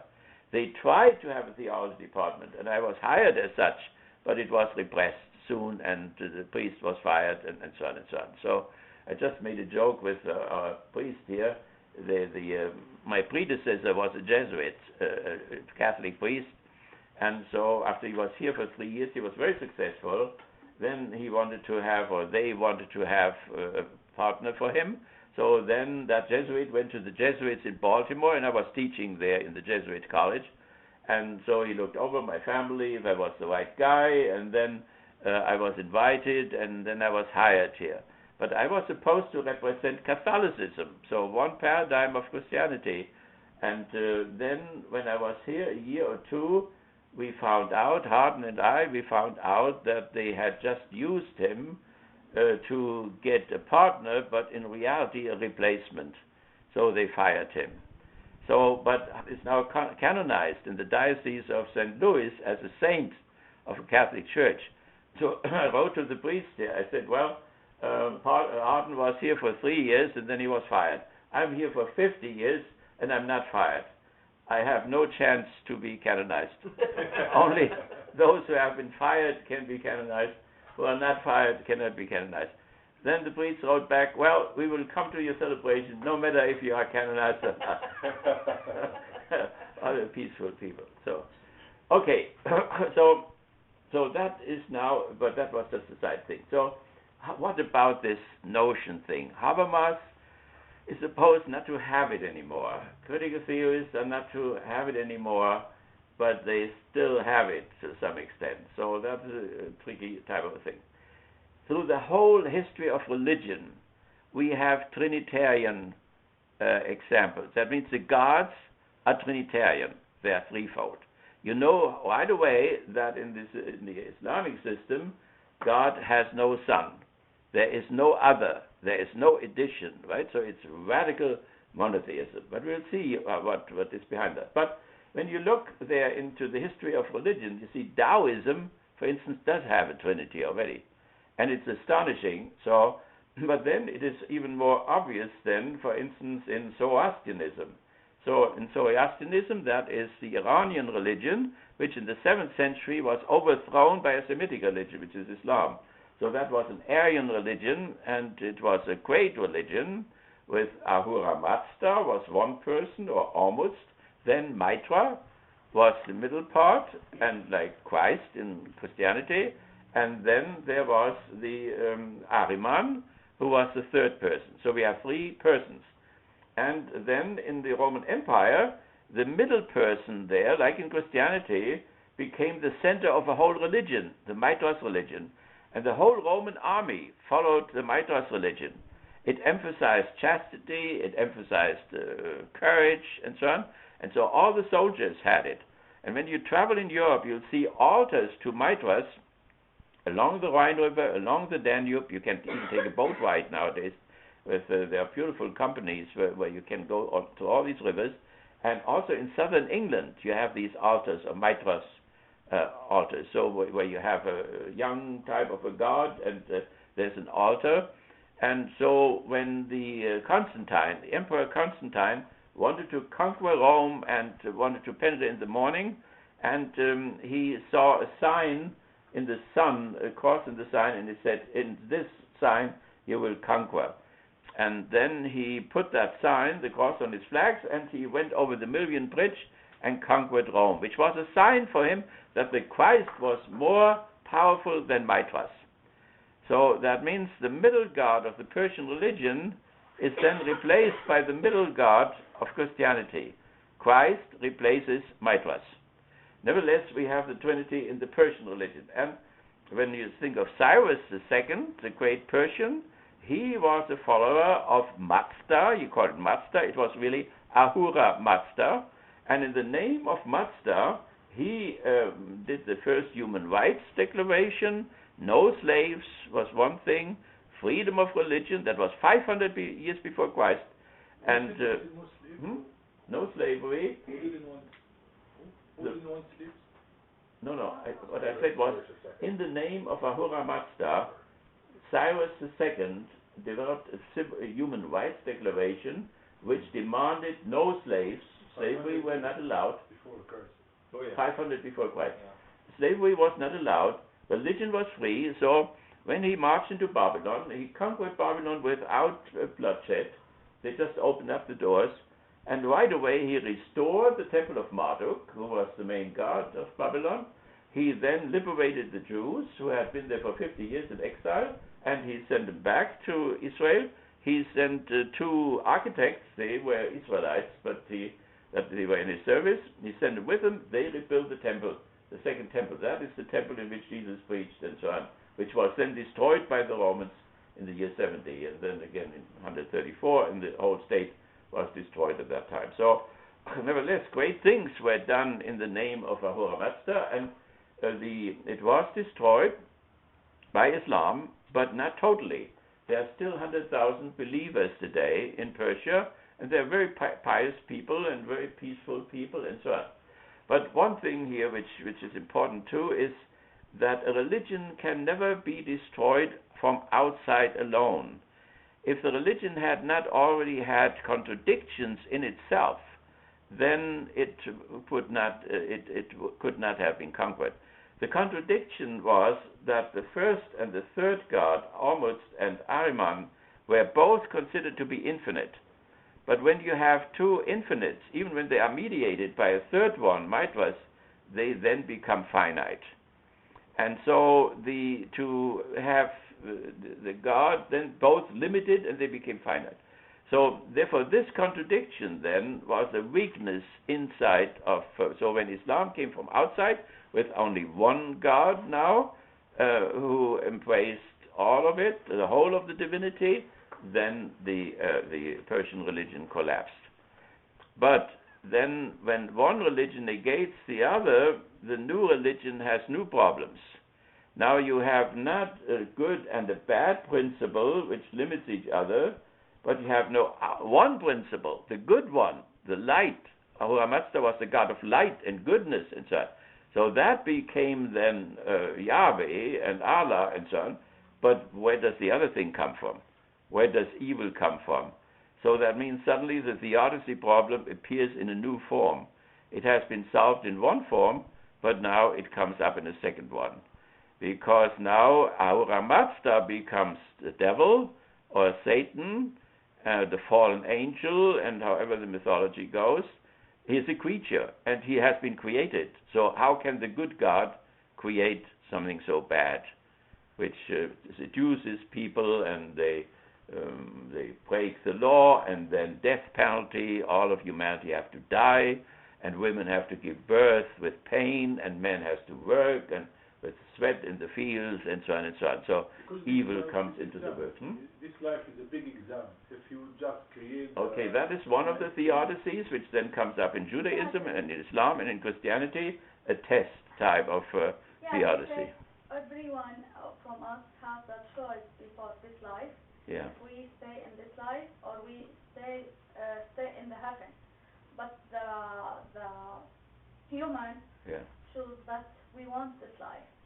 Yeah. So this our choice, not Right. the God choice. So that means they have the choice, to Adam and Eve, what had But the choice? we don't remember that. We don't know. Right. We Okay. remember that. Yeah. We all believe. So we have then one theodicy which says that what you suffer is a punishment for the sins which have been committed, and we have in Greece, we have that with the Antigone. She has it in her name, antagonism, Antigone, who then says, that is how we know how much we sinned. We know that from how much we suffer. From how much we suffer, we know how much we sinned. So that is the most archaic of the theodicy problems, but the other one is the trust problem, it's the test problem. So, but when you look at this today and you say, did these 6 million Jews, were they really gassed because of their personal sins? No rabbi would say today that Hitler would say so, but nobody else. Or when you say, Hiroshima Nagasaki, that was a test. So who was tested? Tippett, the pilot. The second pilot killed himself, committed suicide. The third pilot became a Trappist monk in Virginia. I visited him once and so on. And the fourth one, he ran around and said, we must never commit such a crime again. And they put him into an Air Force insane asylum, and he died from cancer a few years ago. So that means you have to take those ideas or theodicies and then compare them with the real historical process, and it becomes really absurd. So that is the problem. But the original problem is that you had two principles, a good and a bad principle, but they were equal. And that was a contradiction. That contradiction was solved by Christianity, Judaism, and Islam. But then another problem came up, namely that the good principle creates the bad one, and not what people are doing with it. So people have to fight which one they want to choose. Did the Japanese people accepted that third guy who said that was bad and so on? Did they really accept this talk from him, or they didn't want to see him anyway? Well, there's the whole thing again with the system and the real people, right? So what the Japanese Shintoism may mean or whatever. So there's a system of Shintoism, and these systems have their own logic and so on. And then it's the question, what are the individual people doing with that? So some, threw themselves on American battleships, and of course they believed in the whole thing, but did they really believe in it? Did their priests believe in it? And so on.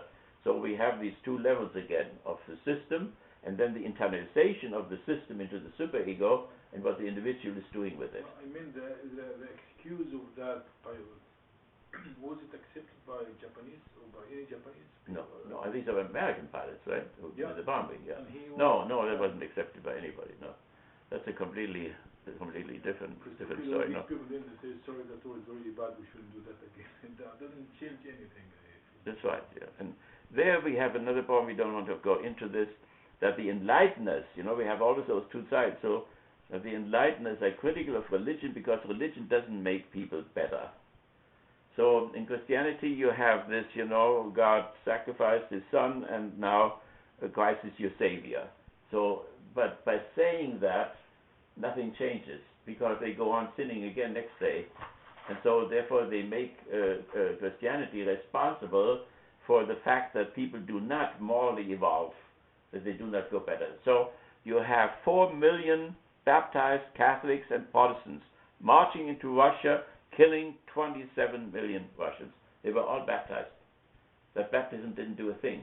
Hitler was baptized. Himmler was baptized. They were Catholics. Goebbels was baptized, was a Protestant and so on. So the sacraments don't do a thing, you see. That means in terms of the moral improvement. And so the criticism of the enlighteners is that Jesus introduced the moral religion, but it was a big disappointment because his own friend Judas betrayed him, and Peter denied him 3 times and said, I don't know this guy. So even the people who were immediately among him didn't become moral, and the immorality goes through the whole church history. And so, in Islam, there is different examples. I mean, yeah, right, we have to take each of them differently. But I mean, that's the Western story. And the Enlightenment, the split occurred in the West. You see, it didn't occur in Islam or in Greece or whatever. It happened in the West, and now it is globalized. It's all over the place here. And sociology and all that, that's on the secular side. Our university is on the secular side. No religious symbols whatsoever. It's all secular. And that is a system too, right? So we have 2 systems, but that's different from the people who live in those systems.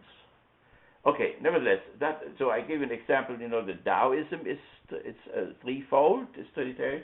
Then we have Hinduism, we have Persian religion, which is almost Maitreya and Ahriman, and then we have Hinduism, and in Hinduism we have Brahma, and we have Vishnu, and Sivan, that means Shiva. They're sometimes different, depends how it's translated. So here we also have a principle, we have a mediation, and we have a goal. That is in all these God ideas through the whole history of religion. And then we have the third person. Let me just go to another. We have in Egypt, there where you come from. In Egypt we have Ta and Knef and Neith, so 3 gods in the original Egyptian religion as well, another trinity. And then we have even the Gothic people, the northern Germanic things. We have a teacher in our department who does that. In the Nazi time, I had to learn that by heart. So there you had Odin, who was the universal father, the principle.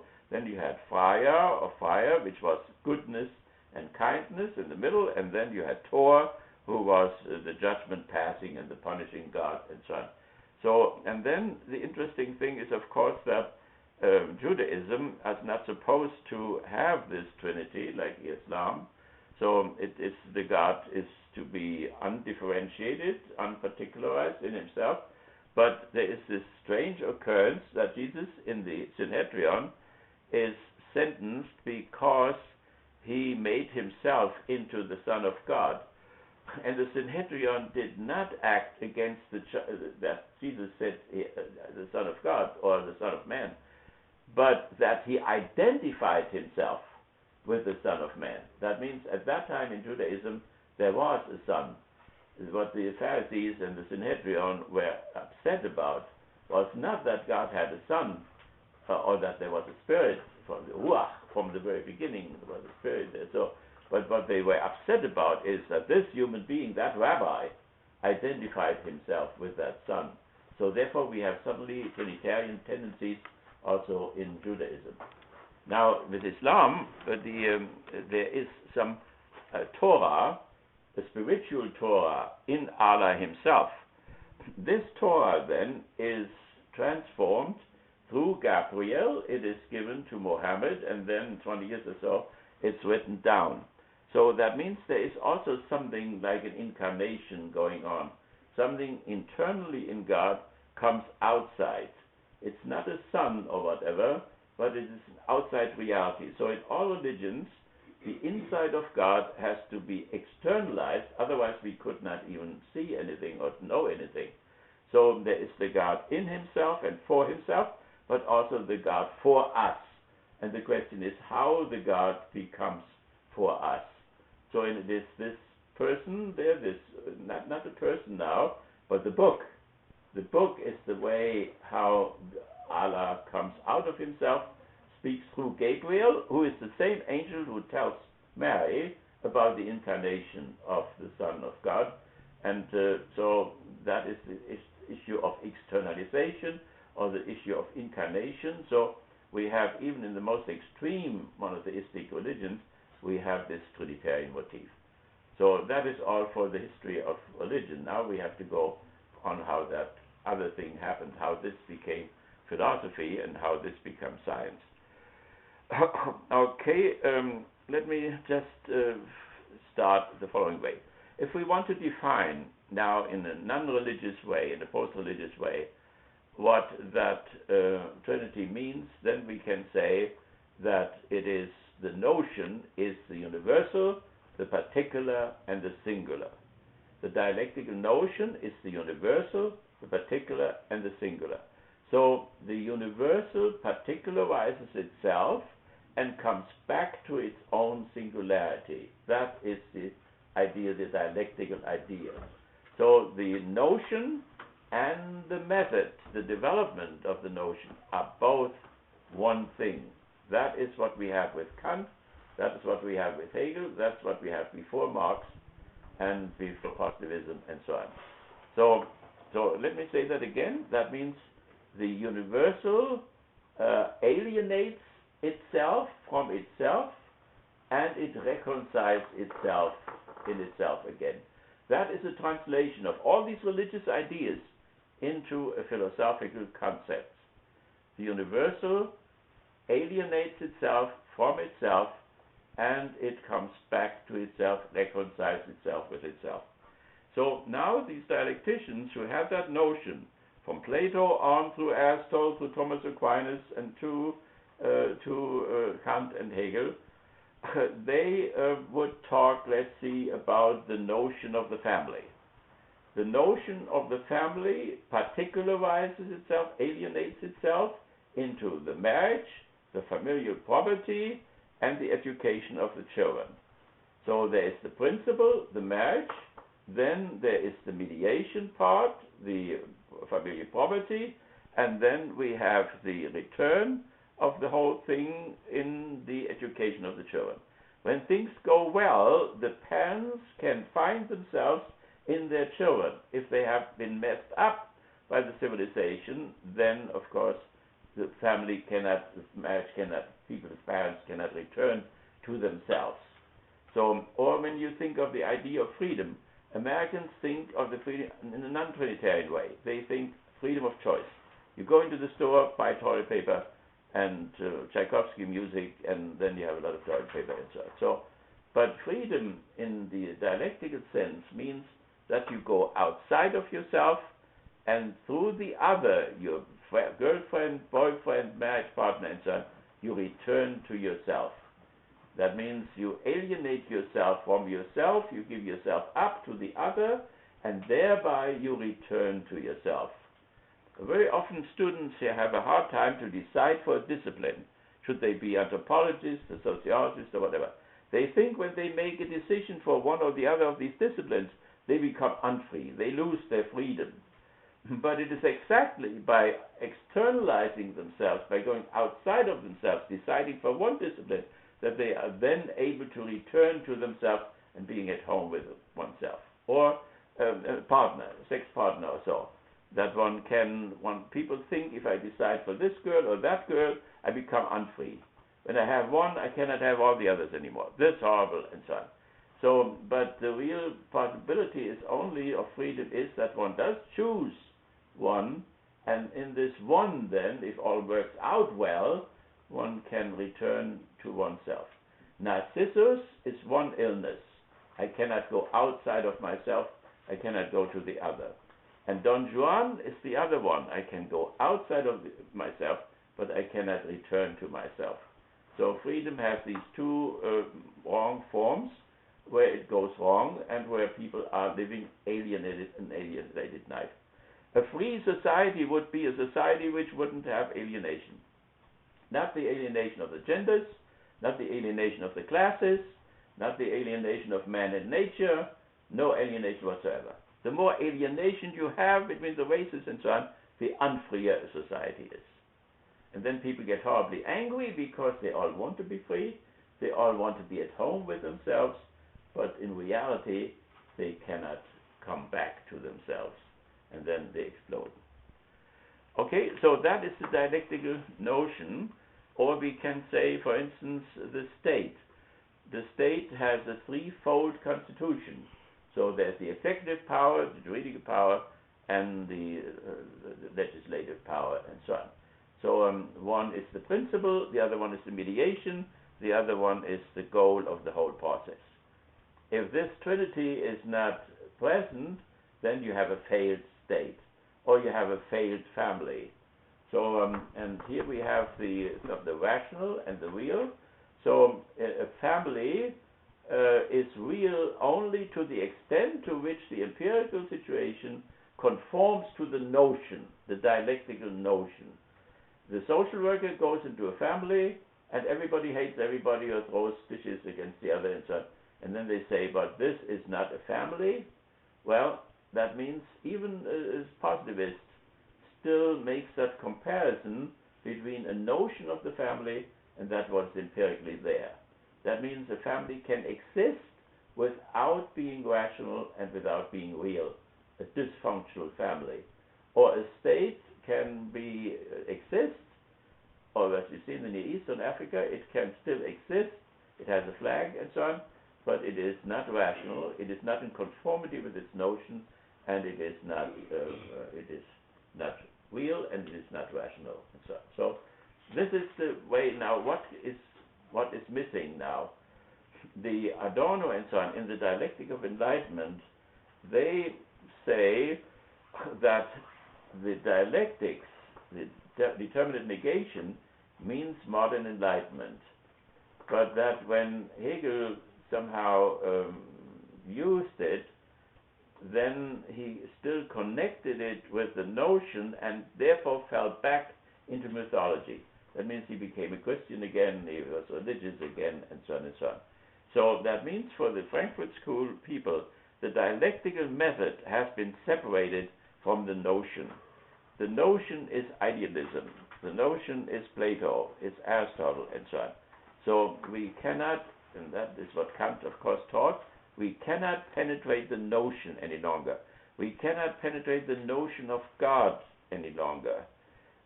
We can have a thought of God and so on, but we cannot know anything because our analytical understanding cannot step over the senses. Our thinking goes only as far as our senses go. So we see the family, but we cannot penetrate the family, the nature of the family. And therefore we cannot really measure if this empirical family is a real and a rational one or a failed one, and so on. So that's where we are left. The positivists, but also the critical theorists, have this problem. And Adorno has not given up the notion completely. If we give up the notion, can we have philosophy at all? Is thinking at all possible? So that is a critique of the critical theory. If it only holds on to the dialectical method, but doesn't have the dialectical notion any longer, notion of civil society, need system, administration of justice, police, and professional organizations. They have the same three elements there. It comes up all the time. People talk, we have to have a Supreme Court guy now, and so on. They talk about the Supreme Court, they talk about the Congress, talk about the president, they have president baiting, the president is a dictator, is a king, and so on. So this trinity is always present, but the interconnection between the three is not thought through anymore, it's not penetrated. So we have a struggle between Kant, who destroyed the proofs of God, who destroyed the theodicy, on the basis that if we go beyond the senses, our mind gets confused. We get into all kinds of contradiction. We call Allah just, and we call him loving, and we call him all-powerful, and these qualities do not fit. They're all contradictory. So as soon as the human mind transcends the senses, it gets confused in contradictions. And so therefore we cannot, when we say the proofs of God in the Islam and so on, they have the cosmological proof. That means there are finite things presuppose the infinite, finite things exist, therefore the infinite must exist. In all these cases, the human transcends a particular finite thing, sensuous things. So that cannot be done. Or the teleological proof, we see teleology, there is purposiveness. Purposive needs a certain intellect in front. Therefore, we have teleology. Therefore, we have that intellect. We have this supreme intelligence and so on. And then the scientists go even so far that they say, look, I see the bird carries up this straw up there and makes the nest. I see this effective cause, but the teleological cause, what's going on in the little bird when he does that, or it does that, I cannot know. So therefore we have no teleology anymore in our sciences. And when you have the ontological proof of God, when you start with the idea of God, and that the highest idea must therefore also contain being, therefore God is, then modern people have a great problem. So Kant would say, if I have $1, you know, how can I get out of this dollar being? Only a bourgeois can say that, you know, money guy can say this. Of course, finite things don't have being in themselves with necessity. It's only the infinite thing. And what Hegel did, he improved on Anselm of Canterbury by showing the whole development from being through essence, through the notion, and through the idea, so that from the very beginning, the idea, the being is in the idea, which Anselm of Canterbury could not do. So he perfected the ontological proof of God. But after Hegel, it was not accepted any longer because we went over into materialism, historical materialism, and the critical theory is historical materialism, or it is the French type of non-dialectical materialism. So we have become materialistic. So in the West, you have Jesus teaching, you have patristic, you have scholastic, you have the Reformation, then you have the Enlightenment and the idealists, and then from that on, the notion gets lost. And we don't know how to recover this again. Okay, so that is what any questions now about this difficult thing and what the consequences of that are. You see, so there are still people around, social workers, who say this is not a family and make the difference between the existence of the family and the reality of the family. The existentialists concentrated on the existence of people, if you think of Camus or Sartre and so on. So that means that what we call freedom or whatever, or what we call the essences or the notions, let's see what we decide, what we become a professor or medical doctor or whatever. These are no notions of any kind anymore, but the existence, the existing person makes it all up and says, I want to become a nun or and whatever. So that means everything becomes the work of this existence, which is non-notional, irrational, and so on. And then you see, Oran is described, you know, the sickness there by Camus, and so on. And it's just a very dark type of a world, existence without any notion, and all orientation gets lost, and so on. So that's where we are, to a large extent. So that means we still have notions, but we make them up, and they're arbitrary, and everybody has his own notion, and so on. So what right do you have to have a notion of the family? You know, for me the family is this, and maybe the family is that, and so on. So, but when we look at the different empirical families, we may still able to see the notion that sometimes they are polygamic, sometimes they are monogamic, sometimes they are patriarchal, and so on. But in spite of all the variations, there is always this first principle. There are two people and who create the whole thing, and they do have to have a house, and they do have some property, they have to have food, and so on. And then somebody has to educate the children. But when you go to the present moment of destruction, you have a lot of families where there is only one partner and the other one is missing, where there is no property there really, and the income is not enough, and where the education cannot be done because both are at work all the time, and the children look at television, and then the school system, if you're in the slums, there's no real schooling, and so on and so on. So then the disaster you can only see when you still have a notion by which you can measure what is going on. Common notion? Hmm? You mean common norm or common notion? Well, what they presuppose, and so when you look at the Enlighteners, you know, you have in center Berlin, you had Mendelssohn and so on, some type of Enlightener, and then around Berlin you had other Enlighteners like Goethe and Schiller and Lessing and so on, and they were all idealists. So the Enlighteners and the idealists are together, and you could say that the idealists are the Enlighteners who still have these archetypes, and the others in Berlin are the Enlighteners who do not have any archetypes anymore, and that is the dialectics of enlightenment, right? But this dialectics of enlightenment, you know, was at the same time also tremendously productive. So, and that comes out when we have the discussion of Hellenization or de-Hellenization between the Pope and Habermas, for instance. The Pope stood up for Hellenization because Hellenization means Plato, that means Aristotle, that means the archetypes.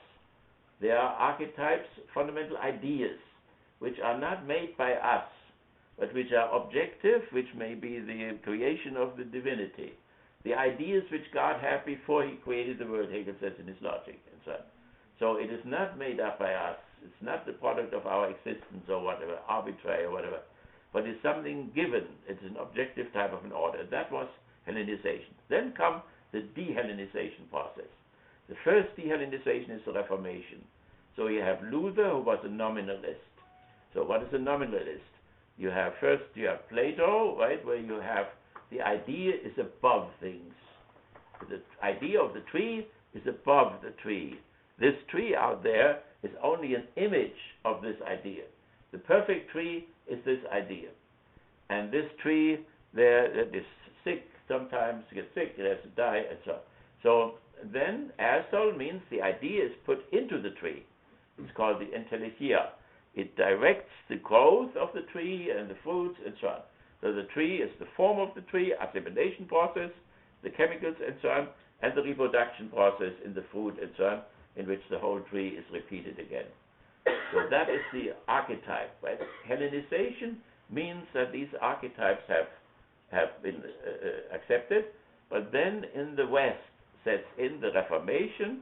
We have Gabriel Briel, who was a nominalist, who taught Luther. So Luther became a nominalist, which means the idea is not above in the mind of God, the idea is not in the tree, the idea is in my head, and therefore I can do with this idea whatever I want to. This is a nominalistic culture here. So there are no archetypes left. That's why this Scales, everybody thinks he makes up his own religion, his own marriage, his own state, or whatever. Okay, according to this thing, something happened that I don't understand according to this theory of understanding here.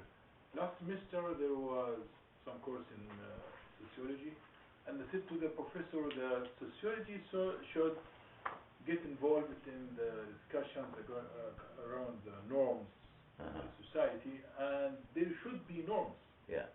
You cannot just do what people want. Yeah. Now, today,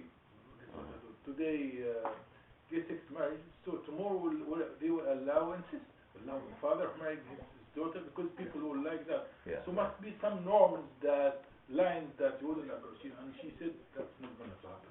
No, I mean, you cannot impose that. I mean, people, will still decide what they want to do. But that is a de-Hellenized society. Why there's no norms? Why we can't have norms? Well, of course they have norms. For instance, Obama said, that cannot be the new norm or whatever. That what Trump does cannot be the new norm. But he himself said, I evolved from being against gays, now I am for gay marriage and so on. So I evolved. See, he himself evolved. Clinton evolved. They all evolved suddenly, right? That means the norm which was standing there for 6,000 years and so on, they suddenly changed it, right? So, but this, that means the Hellenistic thing has been broken off, A, by the Reformation, B, by the Enlighteners. The Enlighteners were also nominalists, and that includes the critical theory, and had no norms anymore. And then the multiculturalists, have no norms any longer. So if these sociologists, all what they say, of course we have norms, but we make them up, and we unmake them every 5 minutes, and then we have new ones, And maybe it's all thought divorce was bad, and divorce became ridiculous. They made fun about it, and then suddenly poverty became holy, and not marriage any longer, and so on. So that is a struggle between Hellenization and de-Hellenization. And what Habermas pointed out, what the critical theory pointed out, was the positive results of the de-Hellenization. Because without de-Hellenization, there would not have been the natural sciences as we have them today. There would not have been the technology. We would not have airplanes. We would not have cars and so on.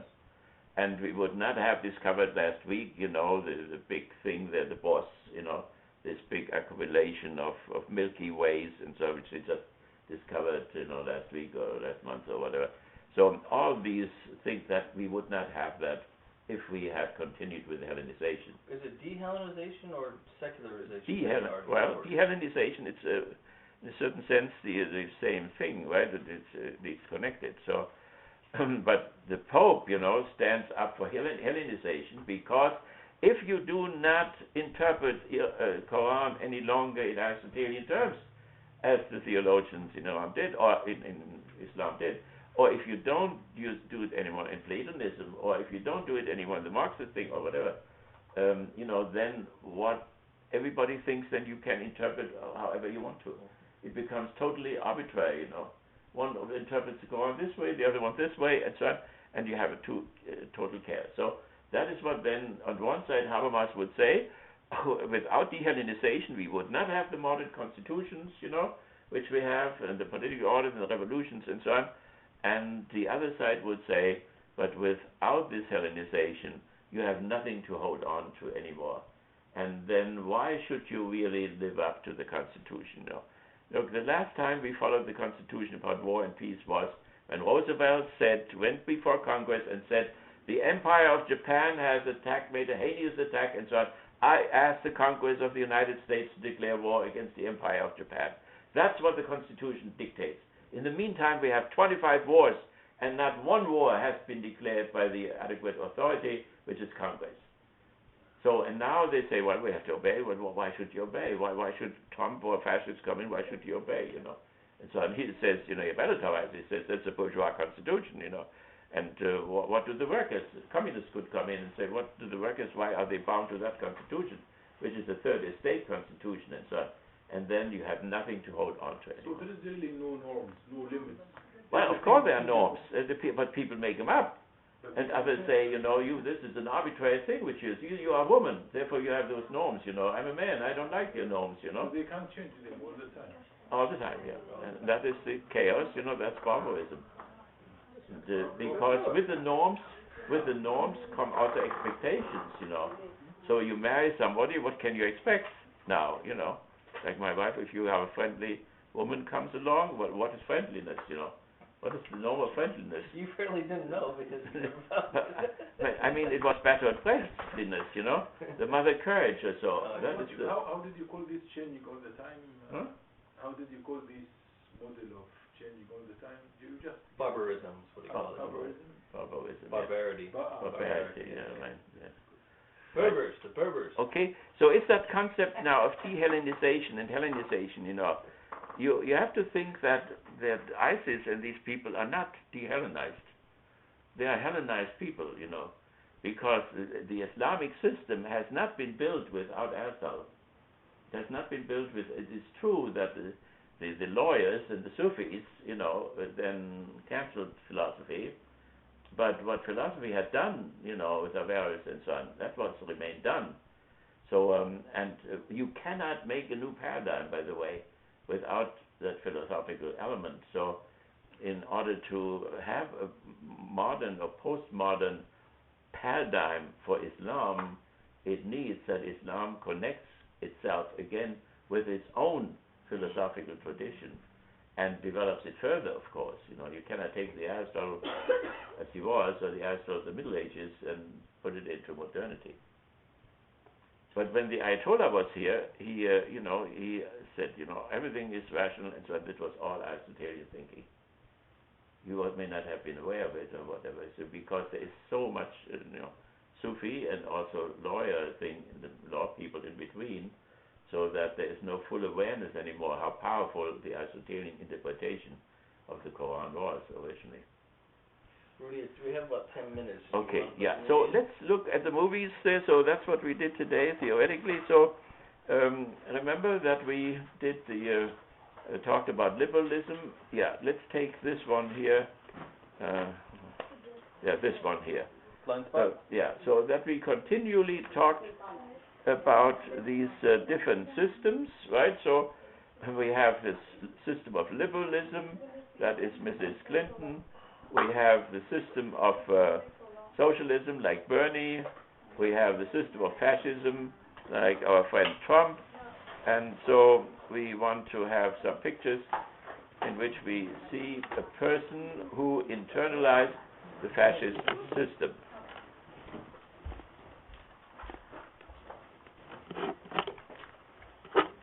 Ready? 10 minutes more. So I explained it a little bit. That is the new judge, Supreme Judge. He's a Jew, by the way. We got a Jew. Polish Jew. No, conservative guy. Conservative, Roosevelt liberal. From Chicago. From Chicago.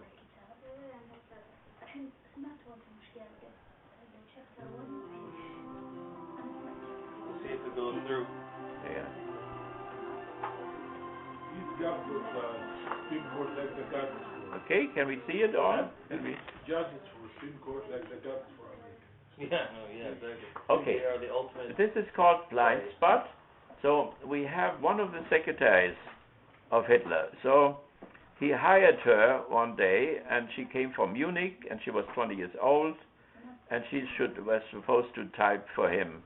And so there were about 10 girls, and he chose one, and he was very fatherly and very nice to them. She was very excited because of what she was afraid of this authority and so on.